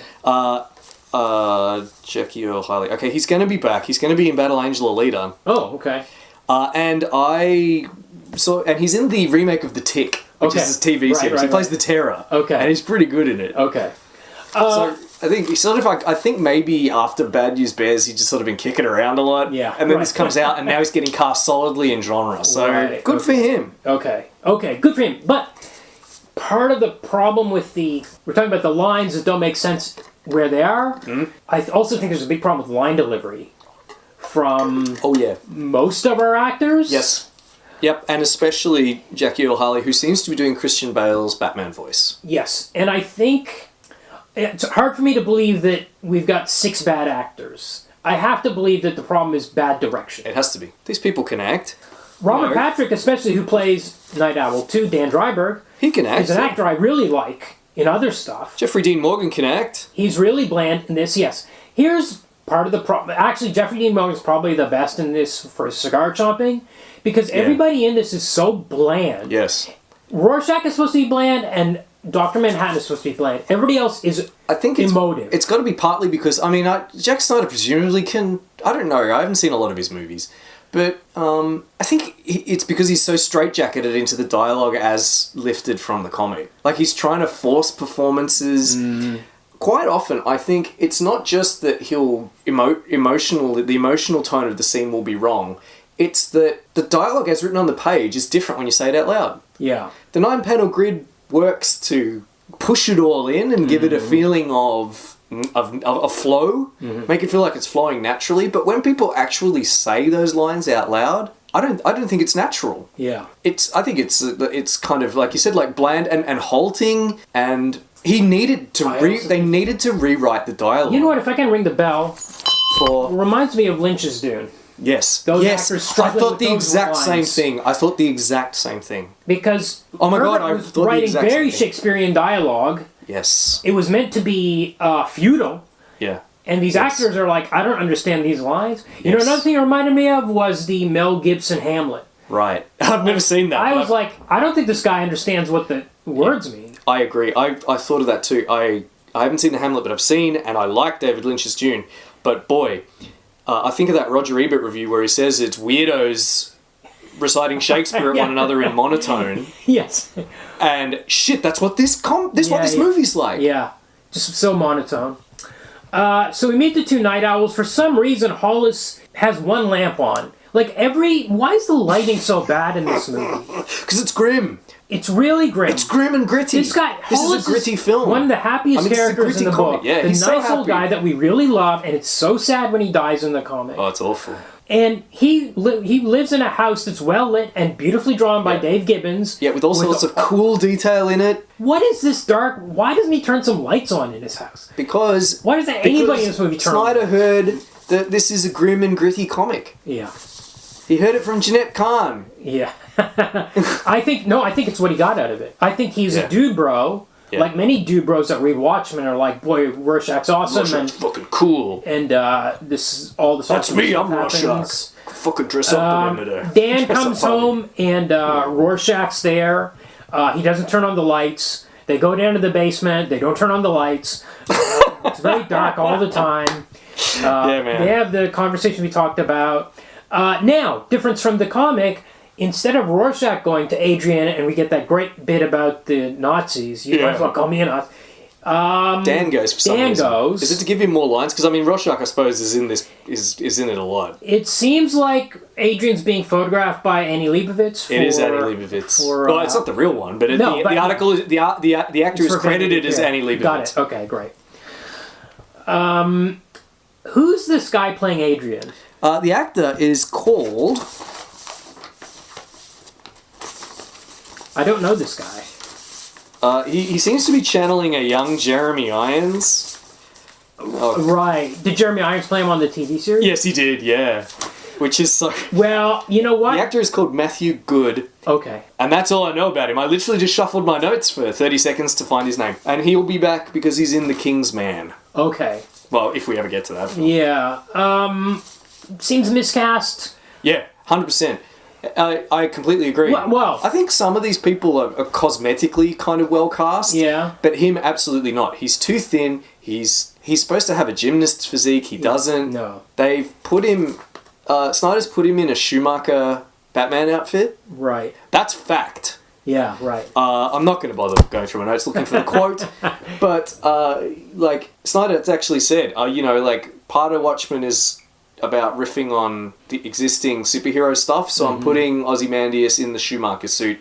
And I imagine he's also putting Laurie in maybe a Catwoman suit because it's latex instead of the leotard that she wears in the comic. It looks stupid as hell, but if you'd done more of that and less of... if you'd done more riffing on more intertextual stuff and less just putting stuff from the comic in, I think I would have liked the film. Some good information here, like Roth, the guy from the Nova Express, is the one interviewing him, and we get some information about the world, and through the news we get this information about the crisis that's possibly looming in Afghanistan, and Soviet troops amassing on the border, etc.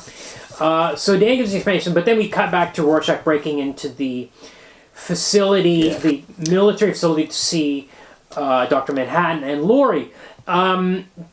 CGI looks pretty bad, I think, for Dr. Manhattan.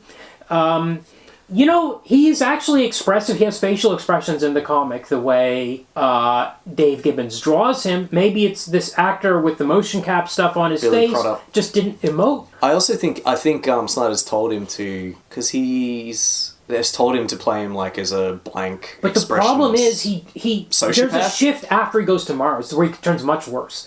Before Mars, there's more humanity, and there's less after he goes to Mars. And there's no change here. He's talking about, I see all time as once, right here, which we don't really get too early. It's too early. Well, that's another thing that happens. Like, stuff happens too early. We see Nixon too early. Look, I mean, it's a film. You do things differently. Yeah. But, the comic, the slow reveal is so great. Oh, yeah. How we learn about the world. We learn that, why is Nixon around? Yeah. He shouldn't be around. Then we find out he's had 5 terms. All this stuff. But, yes, and the great thing in the comic is, in issue 1, there's posters on the wall for Richard Nixon. Yeah. There's a poster of missing writer Max Shea in issue 1. Yeah. You have to read it 7 times before you're looking around and you notice, holy shit, they planted these seeds. They planted Here it was just like it's Nixon like right away. Yeah. Look how Why is it cool so this early? is. Yeah, I don't know. Nixon's in it. Also, the thing about Why wouldn't you wait to bring that up? Yeah. I suppose because we've had that alternative sequence, that the opening credits, we know that it's in another world. I guess it's not a huge surprise that Nixon would be there, but yeah, it just, I don't know, it pissed me off. yeah. You know, I want to criticise Snyder for being too faithful, and then every time he deviates from it, I'm on it like a fucking shot. Well, there's another deviation here, which is really stupid. Which Dr. Manhattan has some sort of power where he's able to touch Laurie, so she has the power to see into her past. Yeah. Which everybody can do anyway. Yeah. People can remember things without having. He tells us he's going to see magic. time like I do, which presumably would be, but it's just can see the regular. future, but it's she just doesn't see the regular future. remembering. Yeah. Why wouldn't you use this? Why wouldn't you do foreshadowing like Gibbon and Moore do constantly? Yeah. Why wouldn't you use that if you're going to put this weird shit in instead of regular remembering? Why wouldn't you show things from later on, but just show hints without showing us the whole thing so that we think there's masked killers? Like maybe we see Hollis getting killed, or I don't know. I don't know. But not regular remembering. Yeah. So weird. But there's another difference here, which is Manhattan is actually working on a clean energy device in collaboration with Adrian Veidt. Yeah. Which turns into a major plot point.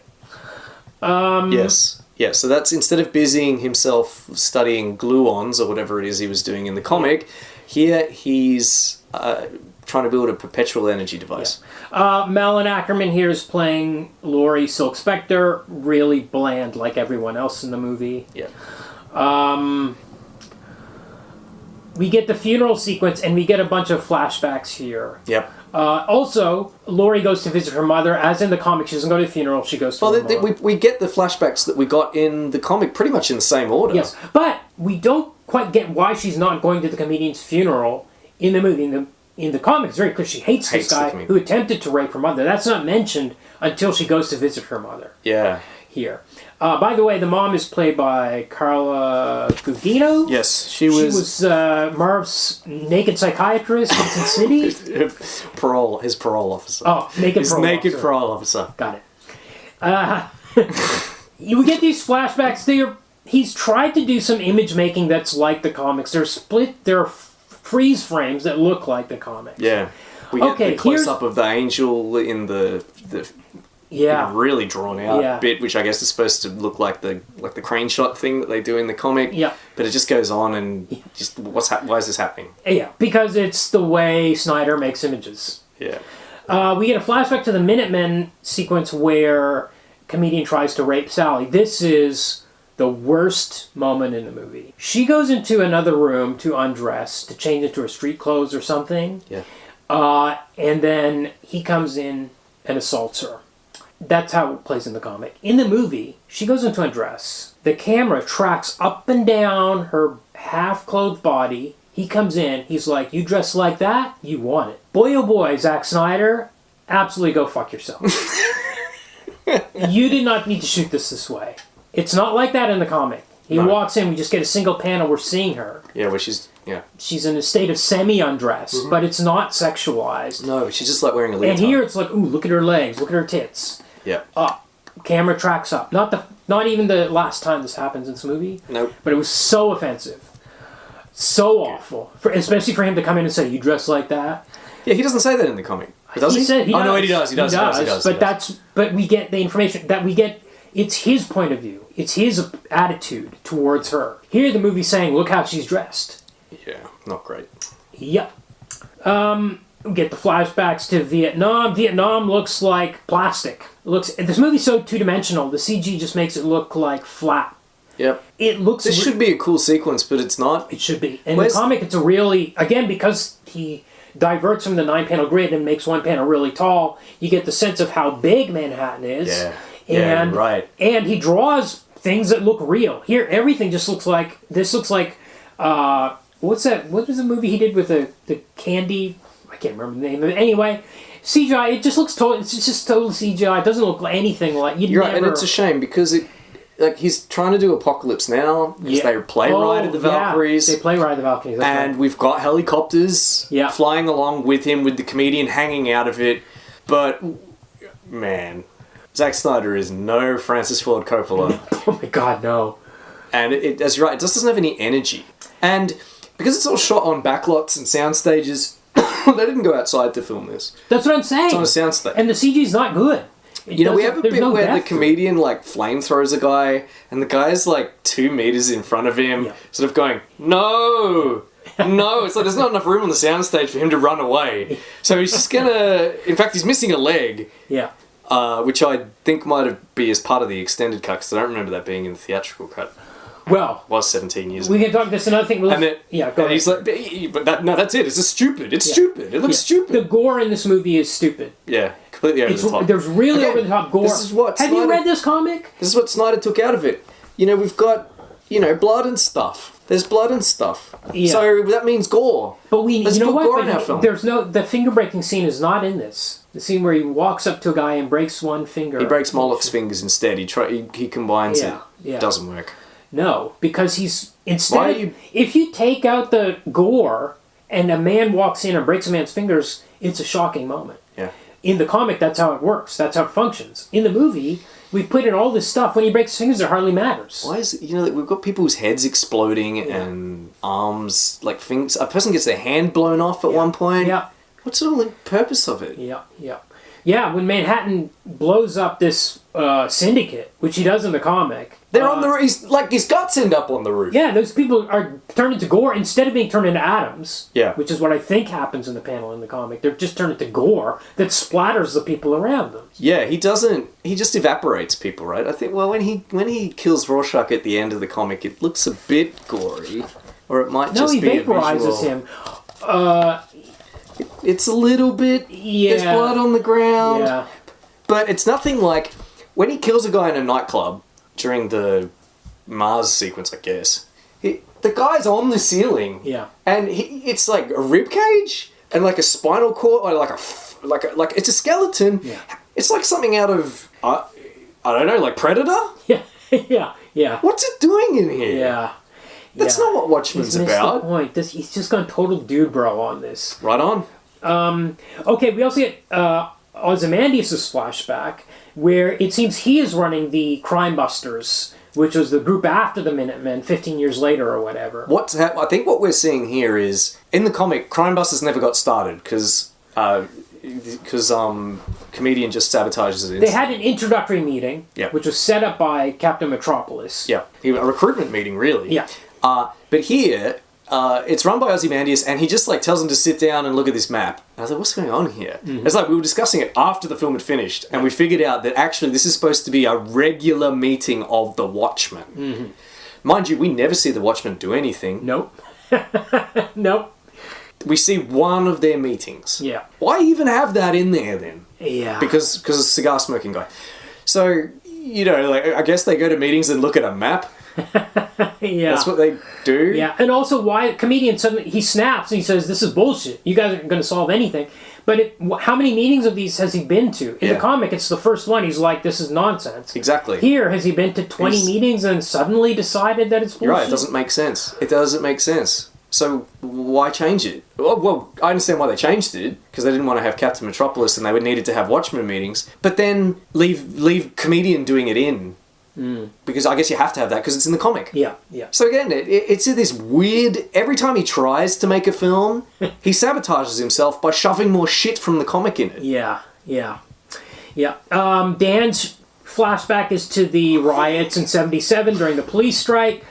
There is a good line here, actually, where comedian starts opening fire on the protesters with rubber bullets.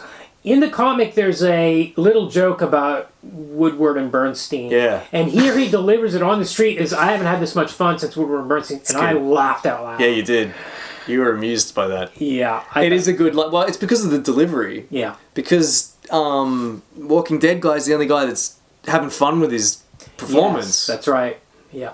Yeah. Because he actually gets stuff to do, I guess. Yeah. No one else does. And he can, chew his cigar and smirk and smile and... all the kind of stuff. Everybody else is just dour, really. So after the funeral, Rorschach follows Moloch home. Moloch, we should mention, is played by Matt Frewer. Fascinating. Yep, who was in Supergirl. He was in Supergirl. He was lewd trucker number 1. Yeah. That's not his credit, but, it may as well be. Yeah. This all plays out pretty much the same, except when Rorschach leaves, he's solicited by a prostitute who's like, hey, babe, you want to come back to my place? This scene is, This is weird. Why would any prostitute try and solicit Rorschach? Everybody knows who this guy is. He's wearing this freaky mask. He smells bad. And she's angry with him when he turns her down. Bizarre. Absolutely bizarre. It's in the comic. It is? Well, It's he a says three-panel. that. He says, that's his journal. He's saying that she solicits, but are they really? Was offered Swedish love. Well, I mean, we're seeing it happen. Yeah. She just says... It's not as full on as it is in... it's a throwaway 3-panel sequence. But it's also his diary. I don't know that we know what she said to him. Oh, God. Yeah, well, true. But she does flip him off. Yeah, exactly. She could be saying anything. Yeah. She approaches him, flips him off in the 3rd panel. The 1st panel, waves. 2nd panel, saying something to him. 3rd panel, flips him off. Could be about anything. I agree. Rorschach's Journal, October 16th, 1985. 42nd Street women's breasts draped across every billboard, every display littering the sidewalk. Was offered Swedish love and French love, but not American love. American love like Coke in green glass bottles, they don't make it anymore. Here, there's no doubt. She's like... It's the total dude bro moment. Yeah. Because this prostitute for a streetwalker is ridiculously hot. Yes, that too. And she just like pulls her jacket open and she's got huge breasts. Yep. And they're right there. And it's like, hey, baby, you want a good time or whatever? Yep. And it just keeps going and going. And it's like, you're right, it's just like Snyder's just likes boobs. Yeah. So we get the sex scene where Laurie has a mild freak out in the movie, but leaves... John and goes to see Dan because she has nowhere else to go. She just wasn't ready for it. Yeah. She hadn't consented. I get the impression from the dialogue that she's okay with it because she's a modern progressive lady who's cool with threesomes because that's what Snyder thinks a girl should be, I guess. Yeah. Okay. Cool with threesomes. Yeah. Maybe he just didn't... She had her eyes closed and he didn't tell her it was coming. He violated her consent. Slightly. Okay. He goes off to his interview with the TV where he's about to be, trapped. Where it's about to be revealed, where he's about to discover, but not really discover, that he's given all his friends cancer, but hasn't really. Right. Now, I want to point out that at this point in the comic, I could be wrong, but pretty soon, around this area, we start meeting the news vendors and the ordinary people on the street. Yes. And in issue 11, something I touched on in terms of timing, but I love those people, and I love the final sequence where the superheroes are doing all this big stuff and having a big fight in the Arctic and talking about the world and the state of the world and how it needs to be fixed in nuclear war. And all these people on the street are living their lives and having these human foibles and these romances that are breaking up and all this kind of stuff. And people are just trying to connect. They're trying to make human connections. And when the bomb goes off, Bernard, the news vendor, Bernie, the kid, he's like, hey, we've got the same name. And the bomb goes off and he protects that kid. Yeah, he does. He does. And dies trying to protect Skate. I love this moment. I love these characters, and I love how it's intercut that real people are going to be affected by Vaight's decision. By the way, did you notice that issue 11, starts with the he's got this it's like a dome, like with the snow. Yes. And there's like a scratch on it, or there's like a gap in the. There's a gap and you can snow. see through to see like a butterfly inside. Yes. At the end, when Bernard shields Bernie, and their bodies are atomized, it's the exact same shape. Of course it is. No, I didn't notice that. I noticed that they're in the position that the shadows have been. Like, there's been graffiti. I mean, but that's obvious. There's been graffiti all through the book of lovers embracing, and it's meant to be reminiscent of the shadows that were famously burnt on buildings at Hiroshima. A sign of the terror and fright that people have about incipient a nuclear war. By the way, I mean, it's hard to underemphasize in the comic how much tension there is about the oncoming nuclear threat. Yeah. You really feel Yes. tense about it. It's constantly, Yes. it's getting Because it's all the constant, 'cause headlines, they do it constantly. all The the clock, news stories, the clocks. Yep. Here, it doesn't work because we're in 2009 and the Cold War now just... I mean, you and I were born during the Cold War. Yeah. You're a little older than I am. I sort of knew about and was a little bit frightened about nuclear war, but there's nothing to compare. People were just in a completely different state of mind. Yeah. If you were alive and approaching adulthood in times like the 60s, 70s and 80s, nuclear war seemed extremely real. Yeah. And you could never have imagined that the Cold War would end peacefully. Yeah. Look at all the science fiction written then. The Soviets are always there in the future. Yeah. There was never even a hint in people's minds that the Soviet Union was going to collapse under its own weight. Yeah.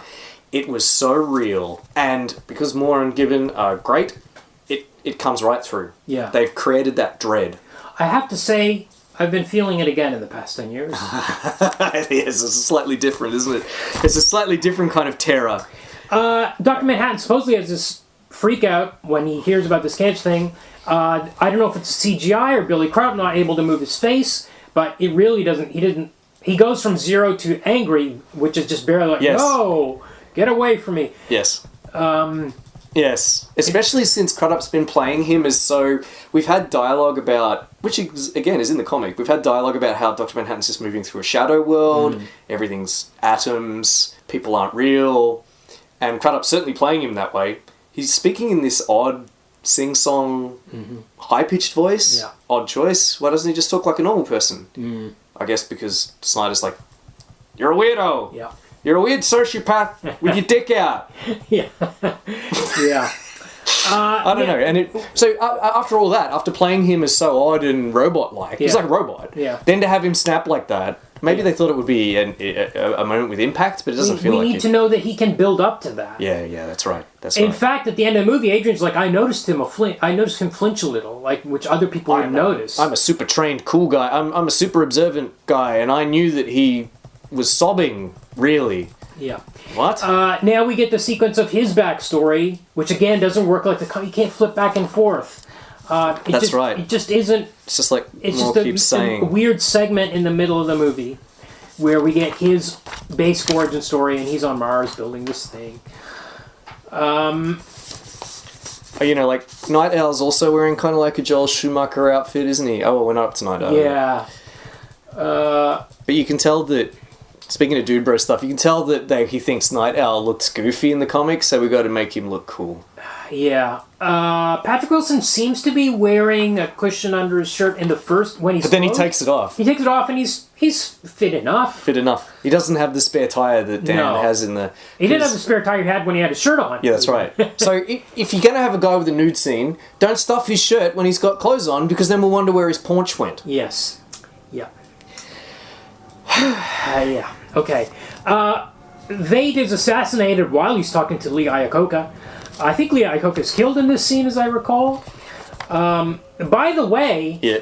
in the comic, and maybe I'm not sure about this, because in this, his secretary gets shot through the leg.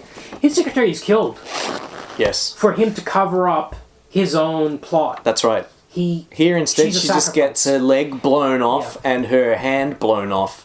And instead of her dying, it's like, asshole. Iacocca. Yeah. It's Lee Iacocca that gets shot in the head. Asshole oil executive Lee Iacocca. Yeah. Okay, whatever. Right. Okay. Rorschach shows up to question Moloch again. He's framed, and he gets in the fight. Now here we get the truncated origin of Walter and Rorschach, and the psychiatrist immediately gives up. He has one scene with Rorschach. He hears Rorschach's story. He says, "I can't treat him," and walks out. Yeah. It's a really touching issue, a whole issue of the comic with this guy, who's a real character. Yes, an interesting character. We see his home life. You know, yeah, we see him on. He passes by the newsagents every day, Yeah. so he's interacting with Bernard, the news agent guy. Yeah. Yeah. He's part of the big kerfuffle, the human kerfuffle at the end, Yeah. where He's compelled to help. Yeah. Which is nice because it means that he hasn't been destroyed completely by Rorschach's that's right. worldview. Exactly right. He has to help people. Yeah. We also don't get an origin for Rorschach's mask. Never explained in this movie. Yep. He just has this magic mask. We don't have time for that. Very weird to leave that out. Well, Okay, so we get it's just because it's cool. Yeah. It's just a cool thing. Yeah. We don't have time to say why it's significant because it's got black and white that never mixes. We don't have time for that. Yeah. Let's just look at this cool mask. Instead, he does a thing which Rorschach wouldn't do, where once he recovers his mask after he busts out of jail, he pulls it over his face and then yells at Malcolm Long, "Tell me, what do you see?" Mm-hmm. You know, he might as well have said, "Bitch." Yeah. You know, like Freddy Krueger, like he wouldn't do something like that. Yeah. Also, didn't this remind you of Scarecrow in Batman Begins? I don't like... when he pulls on his, Cillian Murphy pulls on the mask and goes crazy. Yeah. I don't really like the Rorschach mask in this, actually. No, you know why? I don't like because it's a bit fuzzy. Yes, it should be fuzzy. There's not supposed to be any fuzzy. Oh, you're so right. That's the why I don't like morality it. of the mask is it's black and white and there's no gray. That's right. There's blurring around the edges. Blurring around the the edges. opposite of what it should be. Yeah. Fuck you, Snyder. Yeah. Really missed the point. Tried to make it look realistic, I guess, in some way. Yeah, Watchmen's realistic. What's the problem, kid? So, I thought you like realism in your comics. Yeah. Laurie and Dan try to have sex, he can't get it up. Yep. He has the dream that plays out exactly... Weird. Except instead of the Twilight Lady, it's just, whatever. That's comic thing. Doesn't matter. Doesn't matter. Let's move on. Yeah. But then they go out that night to stop fire. We haven't had any... Chekhov's gun about this. In the book, they see news stories about these tenement fires that have been happening. Yep.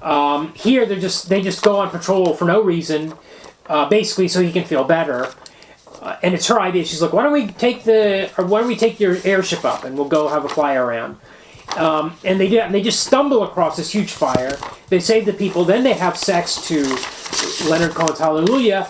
I'm sorry, this is not a sexy song. No. Not when it's performed by Leonard Cohen, anyway. And it's also plays like a music video. It looks like a commercial or music video. Again, in it's all dark motion again. Scene, a lot of nudity. A lot of nudity. And a lot of Hallelujah, kind of creepy nudity. You know, when he penetrates her, Hallelujahs, you know. Well, it's Leonard Cohen going, Hallelujah. Yeah. Yes, that's right. And then they decide suddenly to break Rorschach out, which is a fun reveal in the comic, because she's like, what? And here it's just like, okay, because she has no emotions in this movie. There's a ridiculous fight sequence in a hall, which, I mean... Yeah, well, you got to have a fight sequence. It's the same when they fight the fire, actually. You'd think they were kung fu fighting the fire. Yes. The way Snyder shot it. Oh, yeah. She almost does a hero landing in the building when she crashes through. That's right. She doesn't quite go down to one knee. I'm sorry, fighting a fire is not... Also, it can be exciting if you shoot it a certain way, but he's shooting it like a kung fu fight. Yes. Like in 300, with all the slow motion people's arms whipping around. It speeds up slightly when they make impact. Why is she doing this when she's just... she's putting out... She's just evacuating people. Okay. They're all in a room. South Park did a really... I don't know, we can't afford to open tabs. But South Park, in its episode where it made fun of 300, like, they just shot all the characters doing normal things like making coffee and stuff, but leaping across the room and going in slow motion. Yes, okay, well, here's a serious problem with the movie. Yep. And it's here in the hallway fight, because they go down this hallway in this jail. And they had an alley fight earlier, too, which is in the comic. The comic, as I mentioned, we got the finger breaking, we got the fight with a dinner plate and a fork at the end. That's a climactic battle. Here, when Laurie is punching people, they are flying against the wall. Yeah. They're doing triple flips before they hit the wall in slow-mo. It's as if she has super strength. Yes. It's this stylized... They're on wires. Yes. This is wuxia type. Yes. It is like wuxia. I thought you were trying to make a realistic superhero movie. When you punch a guy, he falls down. In a real street fight, never lasts for more than 30 seconds or something. And Watchmen, the comic, is very realistic about this kind of stuff. And Watchmen, the movie, goes for superhero unrealism. Well, it might as well be Batman and Robin by Joel Schumacher. at this stage. By the way, also this is 6 years after Old Boy. You're going to do a fight down a hallway. This is weak sauce. This is real weak sauce. Yeah, damn right. Damn right. There's a bit of truncation here where in the jail they see Rorschach, who doesn't have his gear on. They see Walter Kovacs. And Renatel's like, I think that's him, just based on the way he walks. And sure enough, it does turn out to be here. Gets his gear back first. He gets his gear back from the psychiatrist, because I guess it did need to be in an evidence locker. Exactly. It was the psychiatrist kept it in his office. Yeah. That's so stupid, actually. There's an amazing sequence in the book where he needs to get his backup gear, which we mentioned, and he goes and he retrieves and he puts on his costume. Cut to Adrian Veidt in the Arctic. Yeah. And his assistants put him in his superhero costume with his cape on. Yeah. Immediately after Rorschach is suiting up as well. Yeah. There's drawing a parallel, but also illustrating Veight's personality, because he doesn't need to be wearing a superhero costume. No. At all. Unless he's expecting some superheroes to come up and have a superhero fight with him. That's it. Which I think he's expecting, and also he needs to show off. Well, that's it. You're right. And we haven't talked about the password, the notorious password, which is very easy to crack. Yes, well, it happens in the film, so we can talk about it when we get to it. Yeah. And we can talk about this. So I think that sequence is partly, I think it's the contrapuntal stuff that Moore loves to do, where we have one panel reference another one directly afterwards. But also I think Rorschach and Ozymandias are the people that really live their superhero identities and not their civilian ones. Yeah. Adrian Veidt is almost like... He is Ozymandias. Yeah. He is the guy that wants to be greater than Alexander. Yeah. And Rorschach, of course, is not Walter Kovacs, he's Rorschach. Yeah. Rorschach, we're meant to, I guess, compare Rorschach's principles, I suppose. Yeah. With Veidt's, lack of principles, I suppose, because he ends up murdering heaps of people so he can rule the world almost. Which is he's very clearly signposted as the villain in the comic because he's explicitly linked with the guy in the black, the Black Freighter, who accidentally murders his family thinking he's saving them. Yes. And then at the end of the comic, a ship full of monstrous pirates comes and collects him because he belongs with them now. And then Veidt says, I've been having dreams about swimming. Towards never mind. Yeah. And like that, clearly. I get it. Yeah. Thank you, Alan. Yeah. Yeah. I could say more about that, but let's not. Let's keep going. Okay. Right, so now they go rough up guys in a bar. No. So they go back to Dan's hideout. Oh, yeah. And Dr. Manhattan is there, back from Mars. Or he's still on Mars, but he's got another version on Earth that takes Laurie to Mars. Yes, right. Now, in the director's cut, at least, we get a split-second shot of the comic book, the Black Freighter comic book. Oh, yeah. We get to the street, and the Top Knots are about to kill Hollis as a scapegoat for the Night Owl. You're right, that's not in the theatrical cut. Right. Mind-bogglingly, is this... I assume I know what you're bringing up. They do not use Dave Gibbons' art. That's right. For the prop comic book, Tales of the Black Freighter comic book. We see the art in it. It's some art done by someone else. Right. It's weird because so many signs, like the signs for Hollis's business, all Obsolete those models of specialty. Yeah. All that stuff is taken perfectly straight reproduced. from the comic. Perfectly reproduced, that's right. Why not use Gibbons' art? I mean, he's on board with the movie. We know Moore isn't, but Gibbon definitely is. Yeah, so why not use... And also, why have this comic... Why have the shot of the comic in another Easter egg that has no thematic tie-in to the movie? It's just for Snyder's own amusement. Like, he literally... I've got a quote from him. His first cut was... Okay, hold on. He said, well, the studio kept telling me, no, length, playability. I've lost perspective on that now because to me the truth is I geek out on little stuff now as much as anybody. Like, people will go to me, we've got to cut. You don't need that shot of Hollis Mason's garage sign. And I'm like, what are you talking about? Of course you do. Are you crazy? How will people enjoy the movie without shit like that in it? So it's hard for me. How will people enjoy it without shit like that in it? Yeah, that's his movie-making philosophy.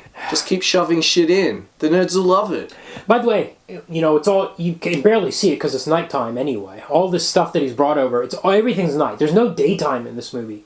Yep. Which I want to mention because in the comic, Dave Gibbons very meticulously sketched out this street corner where all these people are. And depending on where the sun is at the time of day, the shadows are falling in the right directions. I know, it's wild. Are you kidding me? Like, the amount of attention and care that went into making this comic the most perfect thing it could be. Yeah. And there's no daytime in this movie. We never... except for the funeral. Yeah. But that's it. But we never see the street corner at daytime. You know what I mean? Like, there's... We get a scene where Mason calls Sally Jupiter. Again, because it's just in the comic. It does nothing. Yeah. I mean, it was excised from the theatrical cut, but it does nothing. But he's just filled it with all the same stuff. Like, it's a great couple of pages in the comic because... you could probably find a thematic reason for it, but it's just a great comparison of their respective living environments. Yeah, and it gives the characters a chance to breathe. Exactly. And it's interesting. Develop. It's their background. This is what the two retired superheroes have ended up. You know, there's a dog at Hollis Mason's feet. At Sally Jupiter's feet, there's someone giving her a pedicure. Yeah. Just things like she's drinking, I don't know, like tea or something. He's drinking a beer. It's nighttime there because it's New York. It's daytime when it's in California, or it's like late afternoon or something. It's just a great couple of sequences. They put this in the film, but all that's gone, and it's just two old people talking, and we don't know why. Yeah. I do like... there's a little bit of a change here. When Hollis is killed by the thugs, the street thugs, he has flashbacks to his heroing days. Maybe a good choice. I love that in the comic. I don't really like it in the film. But is it in the comic? Is he thinking about his... Do we get flashbacks to him? Yeah. Oh, it's not just thinking about it. Yeah. It's deliberately done in sepia. Right. You know, like, it's really charming because it's like Hollis is still... He's flat because he's having a fight with them. We don't see the fight. We just hear them saying things like, "He's hitting me! Ah, what the hell?" Oh, right. But we see him with a huge grin on his face. Right, got it. Okay. He's back in... Yeah. It really builds you up for the devastation of what happens next. Yeah. Which is the page ends with one of the thugs picking up his statuette, which looks like an Oscar statuette, which says, "In gratitude." But reads like ingratitude, if you know what I mean. Didn't even occur to me. I did notice that he uses the wrong end of the fucking thing to hit Mason with in the comic. The film, he hits him with the heavy end. But then in the next page, we see him, the real him, because we've only seen him in flashbacks. We see his face. He's bleeding from the face, and it's just about to descend on him, and they shatter his skull with it. We know they shatter his skull because we see a pumpkin breaking in the next panel. Really kind of... In the film, I just don't... It's just there because Snyder... Because it was in the comic, I'll put it in the film, but it doesn't... Instead, we see Mason having this big old fist fight, like in the present. You know what? Another thing is, we don't have Under the Hood in the movie. No. Under the Hood, we get 3 excerpts of it, which is a book that Hollis Mason wrote about his heroing days and his youth, growing up, all this stuff in 3 or 4 chapters of the comic as back matter. So we actually know this character pretty well. Yes. In the movie, we don't have that. We've just got this kind of rando that's a friend of Dan Dryberg. Yes. That's been in a couple of scenes. Yes. And so it doesn't make sense that we get that sequence with him punching on with all of the old villains. From that point of view, too, because we don't know enough about him. Yeah. We haven't had time with this character. We've only seen him in massive flashbacks. Yeah, we've seen him in... Yeah, exactly. He doesn't have any dialogue or anything in those scenes, Not in the flashbacks. Yeah. He has a brief scene with Dan, and then this brief scene where they're on the... I can see why they cut it from the theatrical version, because it's a completely pointless scene. Annoying. Okay, so Rorschach and Dan have started to figure out that this company called Pyramid has something to do with the cancer and the case. They shake down some people in this bar, and they go to Adrian's office, as they do in the comic. Yep. Now we get the famous password. Yes, with the 2 writers. Now, in 1985, I'm not sure how serious passwords were or how common they were. It was kind of forgivable for him to have a very easy password back then. But we can very easily headcanon this.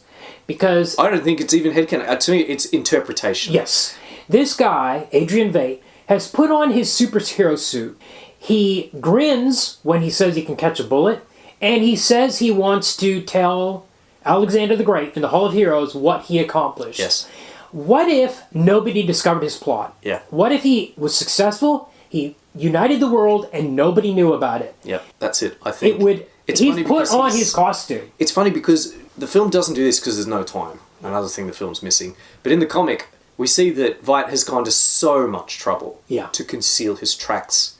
In one sense, he's used dummy corporations. The people don't work for Pyramid Deliveries in the comic. They work for a company 3 companies removed from Pyramid Deliveries in the comic.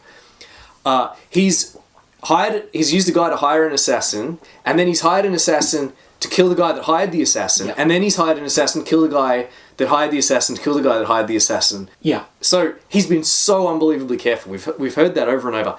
And yet at the same time, he calls his shell company that funds all of this nefarious stuff Pyramid Deliveries. Everyone knows he's a guy obsessed with ancient Egypt. Yeah.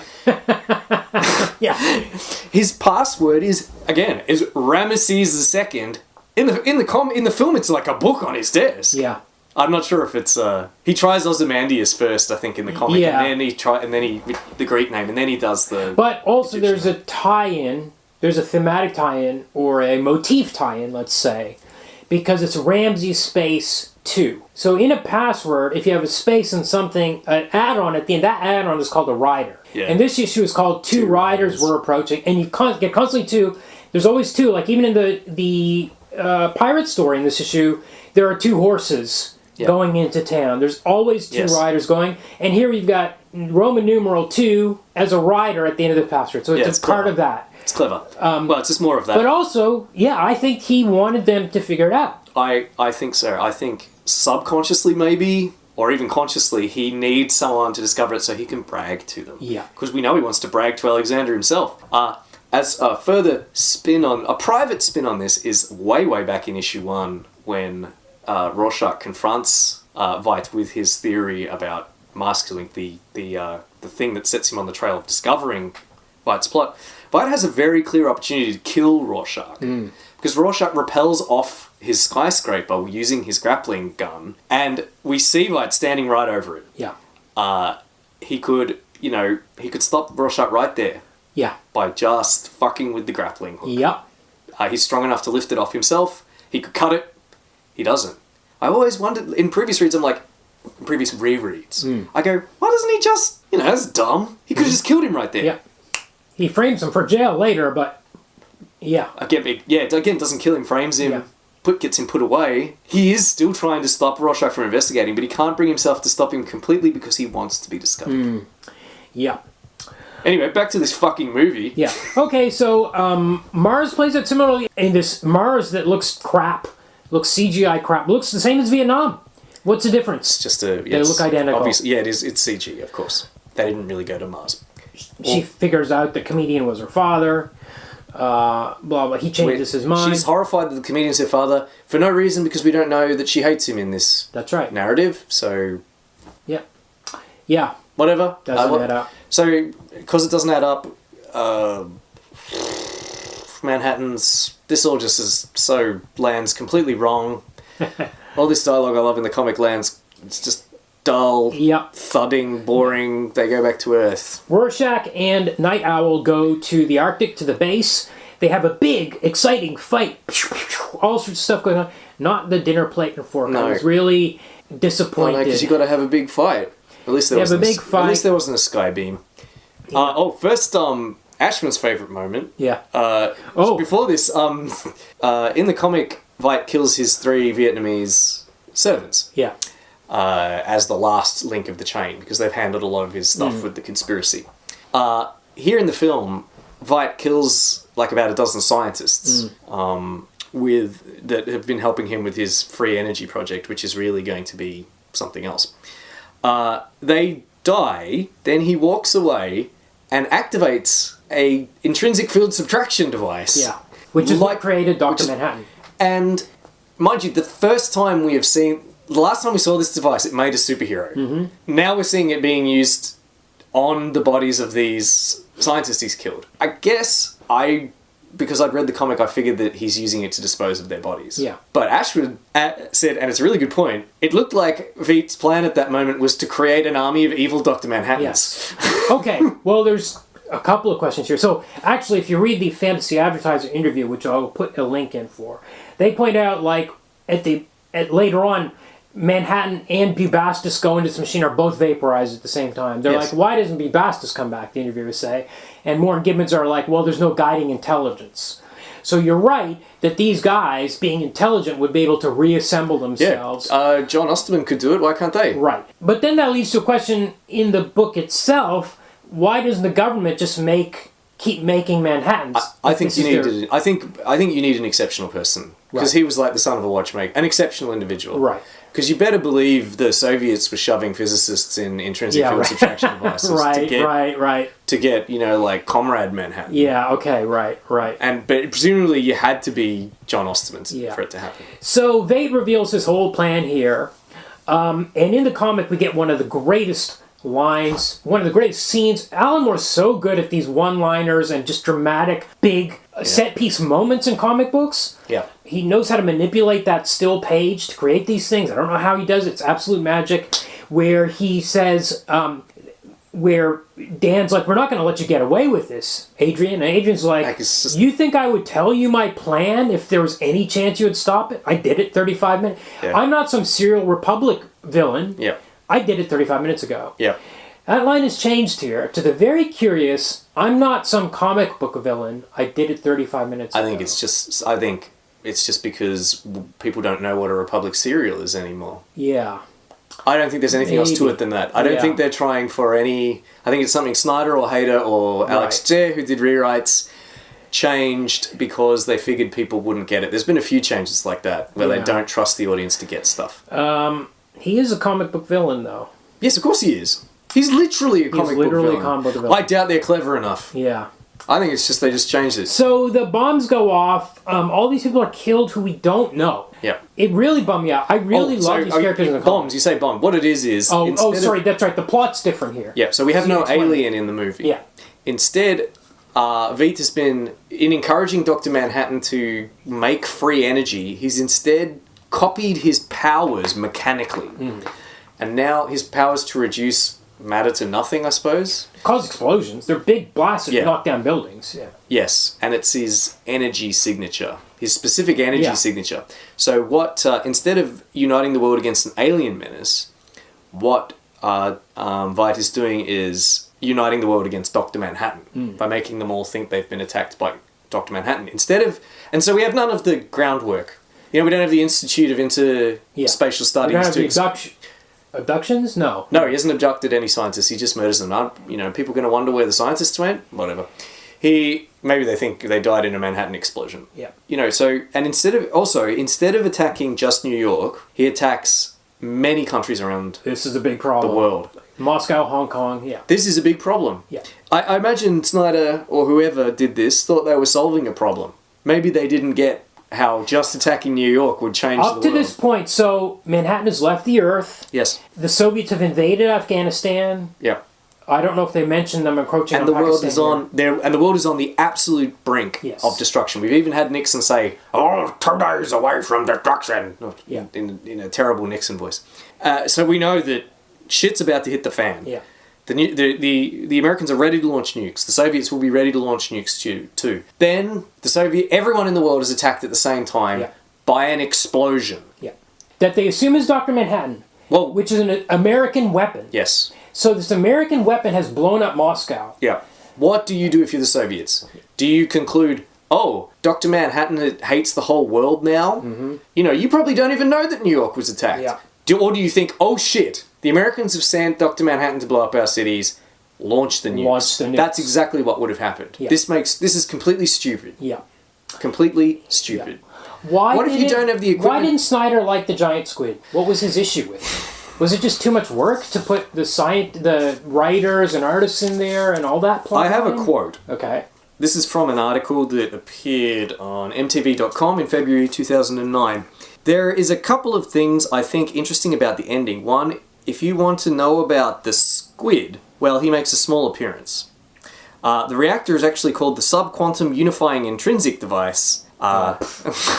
Okay. And then he says, a cool Easter egg to be sure, but for fans who want a better observation, Snyder said, the reason that the squid got taken out of the movie was so there'd be more Rorschach and a little bit more Manhattan. Because we did the math and we figured it took about 15 minutes to explain the squid's appearance correctly. Otherwise, it's pretty crazy. So I guess the film would have been too long if they have to set up everything with the squid. Yeah. Okay. You know, again, I've been bagging out this movie for following the comic too closely and pointlessly. I can't hate it for trying to do something different, but I can hate it for that difference not making any sense. Yes. Also, he has Bubastis in the movie. Yeah. Why?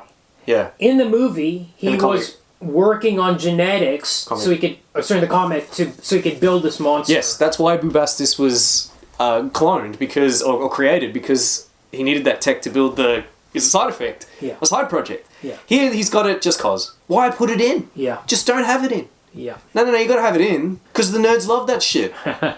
Yeah. Yeah, it doesn't make sense. You know, like, what if you don't have the equipment to detect Dr. Manhattan energy? What if you think you just got fucking nuked? Yeah. The Americans detected awfully quickly that it's Dr. Manhattan energy. Mm-hmm. Almost straight away. Yeah.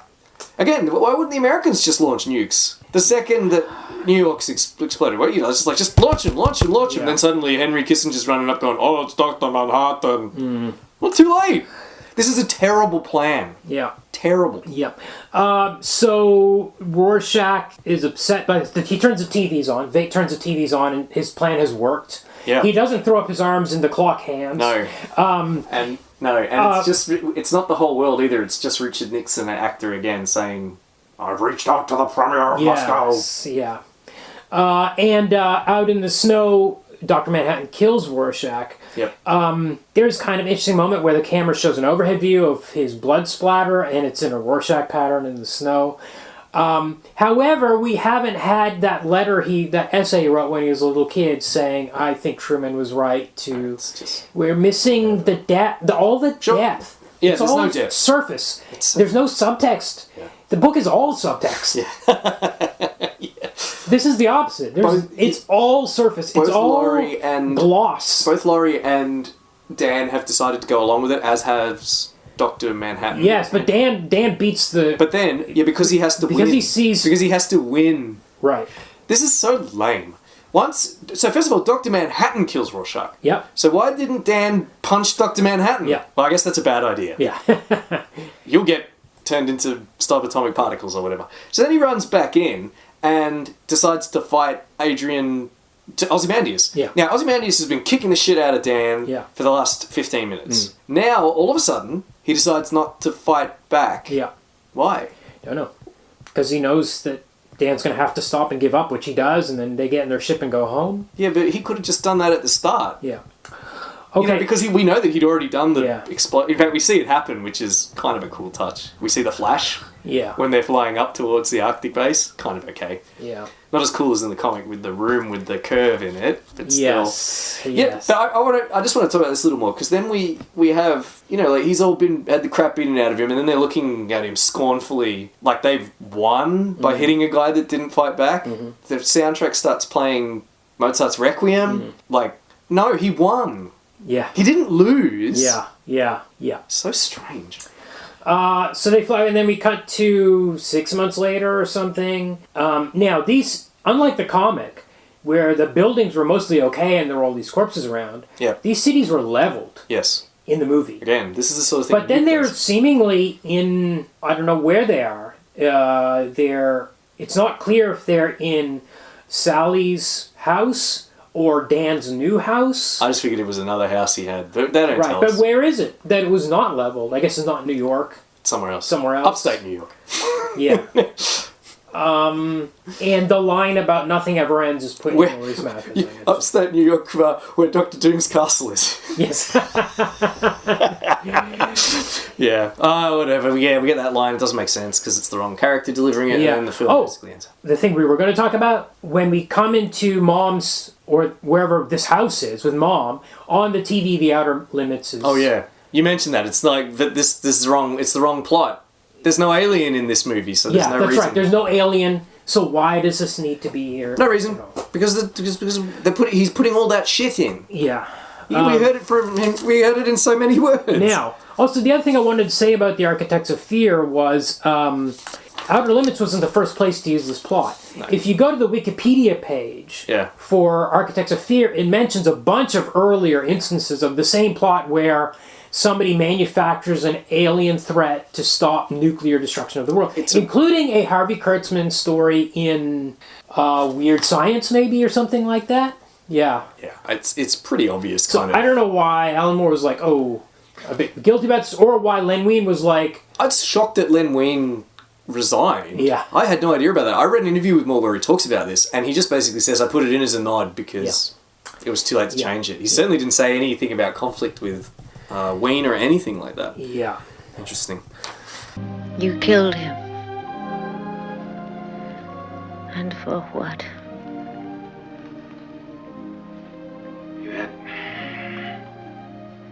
If he could go so far to save us all, maybe everywhere people, all of us, might be shamed into stooping just a little to save ourselves.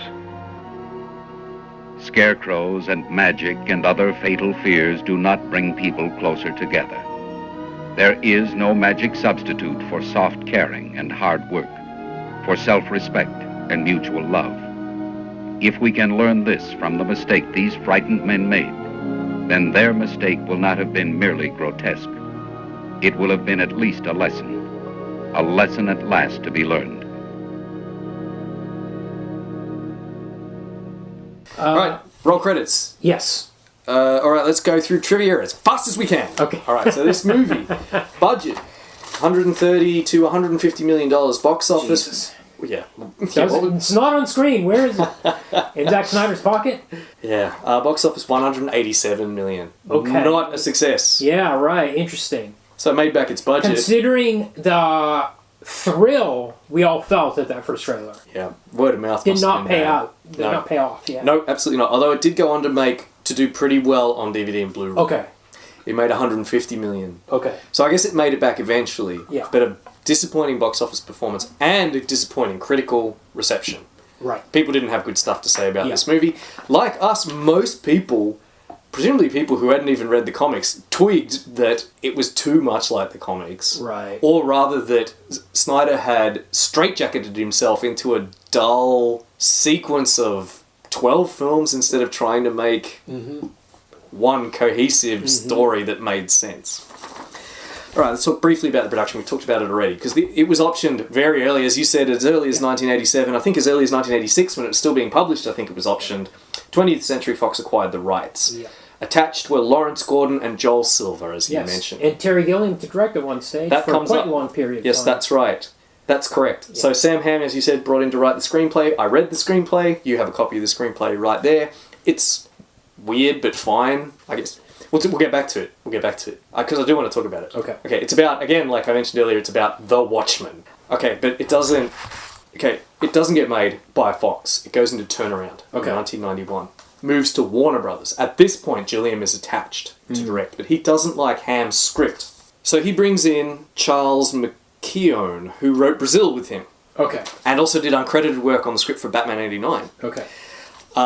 So they've got a script. Gilliam still kind of wants to watch it, though. He's expressed some pretty serious reservations about how possible this film is to make. But they can't raise the budget, because both Gilliam and Silver's films have gone over budget in the past, and no one wants to give them the money. They want $100 million, or maybe as high as $120 million.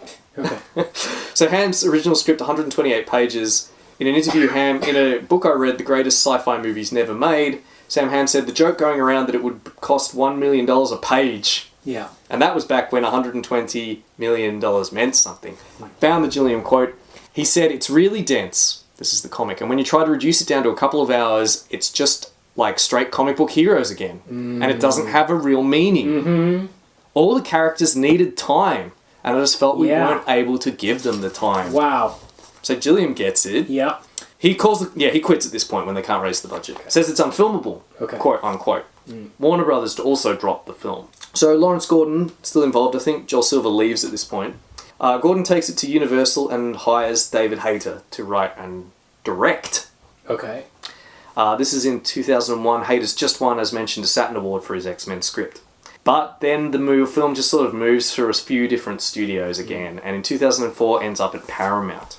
It goes through a few directors. Hayter's no longer, they don't want him to direct anymore, including Darren Aronofsky, who's attached at one point. Oh, okay. Seriously, considering it. Aronofsky's big Watchmen fan. Read it as a young man. He owns original Watchmen art. He was close to doing Batman Year One for quite a while as well. Oh, and I Dark see. Knight or one of the others, something like that. Yeah. I see. Yeah, he's got some original stuff, original Gibbons stuff.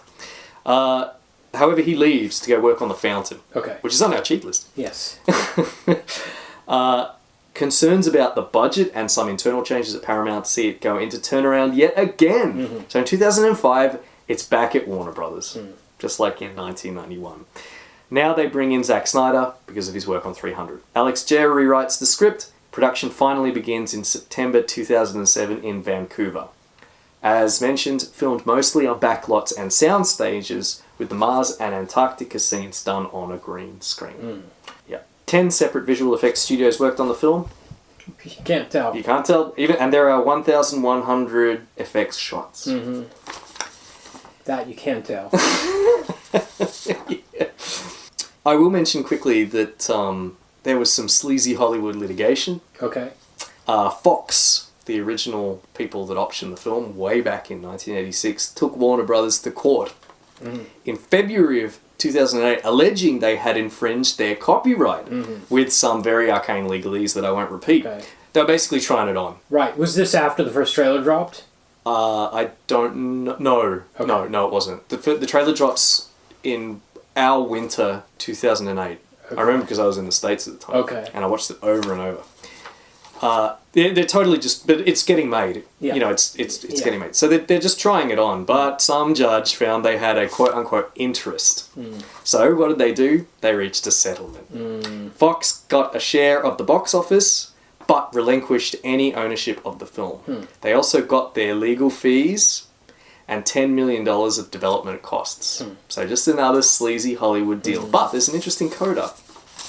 In a 2009 interview with Alan Moore, while talking about magic, had this to say. Following an incident, okay, this is not the quote yet, following an incident in which Steve Moore was offered the opportunity to write the novelization of the movie version, but then had the option withdrawn, so Steve Moore getting screwed again, Moore told the interviewers, "I cursed the film and pretty much everything to do with it. And I used the word curse in a very professional sense." Because he's a wizard. Yeah. About a week later, I heard about the lawsuit between 20th Century Fox and Warner Brothers over the rights to make the film. On Christmas Eve, as a special present just to me, the judge awarded the case to Fox. No, they reached a settlement. And now Warner's will have to give them a chunk of their money. Apparently, it will now have to do as well as The Dark Knight just for Warner's to break even. And that certainly did not do Wow. The Dark Knight level business. Yeah. So there you go. Don't piss off Alan Moore. Right. He'll curse you. All right, let's move on to our boats. Oh, great. Okay. Easy this week. Yeah. This comic, one of the all-time greats. Yes. Yeah. Maybe the all-time great, absolutely readable as a novel. Yeah. You don't need to know anything. I used to say, oh, it's better if you read superhero comics. Actually, if you've seen a single episode of Adam West Batman, you're good. You're good to go in. I think anyone could read. There's a reason this is the comic everyone's read and that routinely appears on lists of books that don't even include comics. I think it's pretty... There's so much in it that even if you don't know the super... I mean, everyone knows superheroes now. We live in the MCU world. Yeah. Everyone is going to get something out of this comic. Yeah. Everybody. Yes. Everybody. Yeah. Yeah, absolutely. Don't get me started on those, like the Time Magazine 100 graded novels. No, let's not talk about that. That's Lev Grossman anyway. He's a genre guy. He came up with that list. Oh, right. It's got all sorts of genre titles on it. Yeah, the genre titles is fine, but you can't put a comic on there. Why not put Citizen Kane on there and Sgt. Pepper's Lonely Hearts Club Band on there if you're going to put Watchmen on there? It's funny. It's a completely different discipline, you idiot. Of course. That's why I don't put comics on Goodreads. Yeah. I read fucking comic every single week. Yeah. Now. Yeah. My Goodreads would be so huge. Yeah. But no, they're not the same. Although, in that book I read, Considering Watchmen by Hoberek, he agrees. It's not. Yeah. It's not a novel. It's not literature. But he did list some reasons why you might think it was. Okay. And he said, when it's published as it was, it anticipates the shift in what counts as mainstream literary fiction because it's a genre work. Mm-hmm. And I guess Grossman is riffing on that with his Times 100 list because it included so many genre novels. Yeah. Genre is now literary. It plays an historically significant role in the transition from serialized comics to graphic novels, quote unquote. Okay. I mean, the direct market. Sure. Yeah.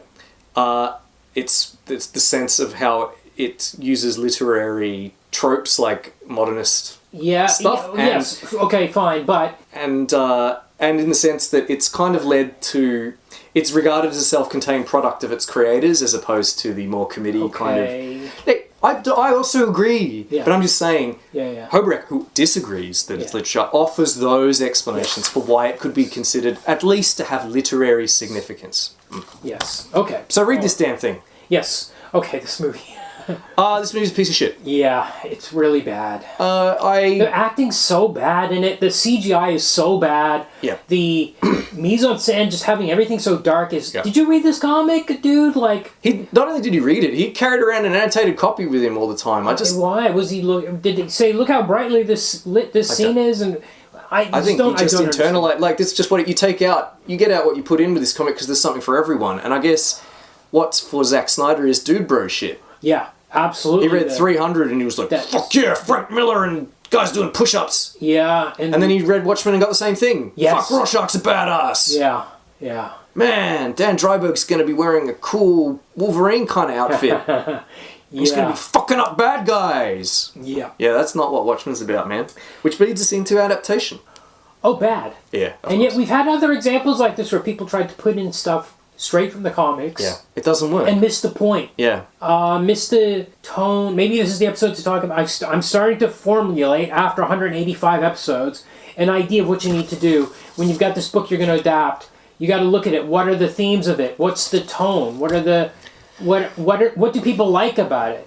Do you like it? Is there something you don't like about it? If you don't like it, please don't adapt it. Pass it on to someone else that does like it to do it. Yeah, I don't usually read reviews, but there was a good one in Escapist magazine at the 10-year anniversary, which is that the film is a reminder that the value of an adaptation lies more than just superficial fidelity. Film is a different medium from comic books, and the art of adaptation is more than just translation. Yeah. Okay. Okay. Is there more? Yeah, I love it. It's great. Sums up. But I want to go back. Way back. You said some quotes, and I said, "Oh, you're so pleased that you said it," because I've got a little kind of morality play here at the end. Okay. That plays into what you were saying. In 2014, so 5 years after the film came out, Joel Silver criticised it. Great. Saying of Snyder that he was a slave to the source material and claiming that Gilliam's would have been better. In an interview with the Huffington Post at the same year, Snyder retorted, "So honestly, I made Watchmen for myself. It's probably my favourite movie that I've made. And I love the graphic novel, and I really love everything about the movie. I love the style, I just love the movie, and it was a labour of love. And I made it because I knew that the studio would have made the movie anyway, and they would have made it crazy. So finally, I made it to save it from the Terry Gilliams of the world." Sounds a little bit like what... Yeah, what Sam was saying. And yet, okay, first of all, Gilliam didn't make the film. So, you're not... Okay, this is an incredibly arrogant thing for Snyder to say. He's such a fuckwit. He didn't make the film. He walked away when he figured out he couldn't do it justice. Of course, also, Snyder is no Terry Gilliam. And third of all, imagine being tone deaf enough to think you were saving Watchmen by making a movie of it. I did see an interview at the time where he said, if more people read the book because of it, I'll be happy. Snyder or Moore? Snyder. Oh, yeah, okay, well, that's fine. If you saved it, if you kept it to that, that would have been okay. Yeah. Look, I've read the Sam Hamm thing, the Sam Hamm script, and I think Gilliam's film, if he'd raised the capital and got around to making it, I think it would have been a better adaptation because it would have been a film. Maybe, but ending of it is so stupid. I'll get to it. Okay. I think Snyder is on a fool's errand because he tried to just... Well, what did he try to... He just tried to make the comic his own weird sense of what the comic is. Yeah. A bunch of minutiae with nothing to tie it together. But in the same interview, Snyder went on to make a good point. Without saying it in so many words, he implied that the ending of Hamm's screenplay was stupid and inconsistent with the themes of the book. And he's right. In the book, everything gets reset. In Sam Hamm's screenplay, everything gets reset at the end. And it returns into our world, and the Watchmen wake up in our world. They go through a dimensional portal and end up in a street in like real world New York. That's right. Which only works if the actors actually come out into the cinema as you're watching. Otherwise, they're still just in a movie.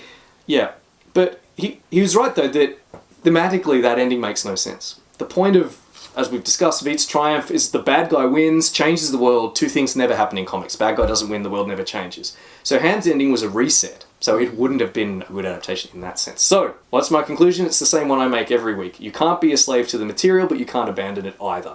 It's the tension between those extremes where art is made, and Snyder failed miserably. The end. Okay, please like, rate, review, subscribe, and share. You can contact us through the email address in the show notes, or send us a DM or leave a comment on our Facebook, Instagram, Blue Sky, Threads, YouTube, or Reddit. Please join our Patreon at patreon.com/comicbookmovie, Oblivion, all one word. That helps us with hosting fees, books, DVDs. I will maybe pay for this someday. Again, if DC pays Alan Moore what he's owed. Damn right. And you'll also get our side podcast, which is Comic Book Movie Apocalypse, which is comic book adjacent adaptations or comic adaptations of movies. We might do The Fountain. It's going to be done at some stage. Yep. Okay, next week. We're gonna be doing we're gonna do 8 rapid fire episodes in a row, all short reads. Yep. We're gonna do. They'll be coming out at the normal schedule, though. Yes, we're gonna be doing My Entire High School is Sinking into the Sea, the cartoon from 2016. Great. Based on a 10-page comic by Dash Shaw, directed by Dash Shaw. If you're looking for that comic, I believe it is in the Cosplayers trade paperback. It's reprinted in there. It's probably the easiest place to find it. Don't think I need any more setup than that. Short movie, too. I think it's 70, I could do with one of minutes. those, because this was a long one this week. All right. I'm looking forward to doing just a little reading. Yeah.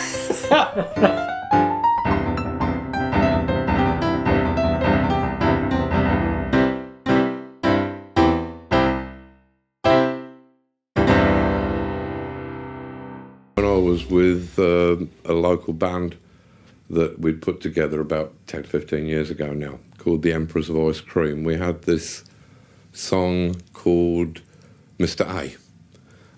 It was the main chorus was a shameless rip-off of Sister Ray by the Velvet Underground. But the verses, I thought they were quite memorable. Would you like me to give you would we? a performance, Come Jonathan? on, let's have this. This is gold. He had one room above a thrift store. He had a trunk of books by Ayn Rand. He was short-sighted and reclusive, resisting pleas to take his photograph. He drew a superhero comic. He saw the world in terms of black and white. He said a day's work for a day's pay. That is our one and only right. He takes a card and shades one half of it in dark, so he can demonstrate to you just what he means. He says there's black and there is white, and there is wrong and there is right, and there is nothing in between. That's what Mr. A said.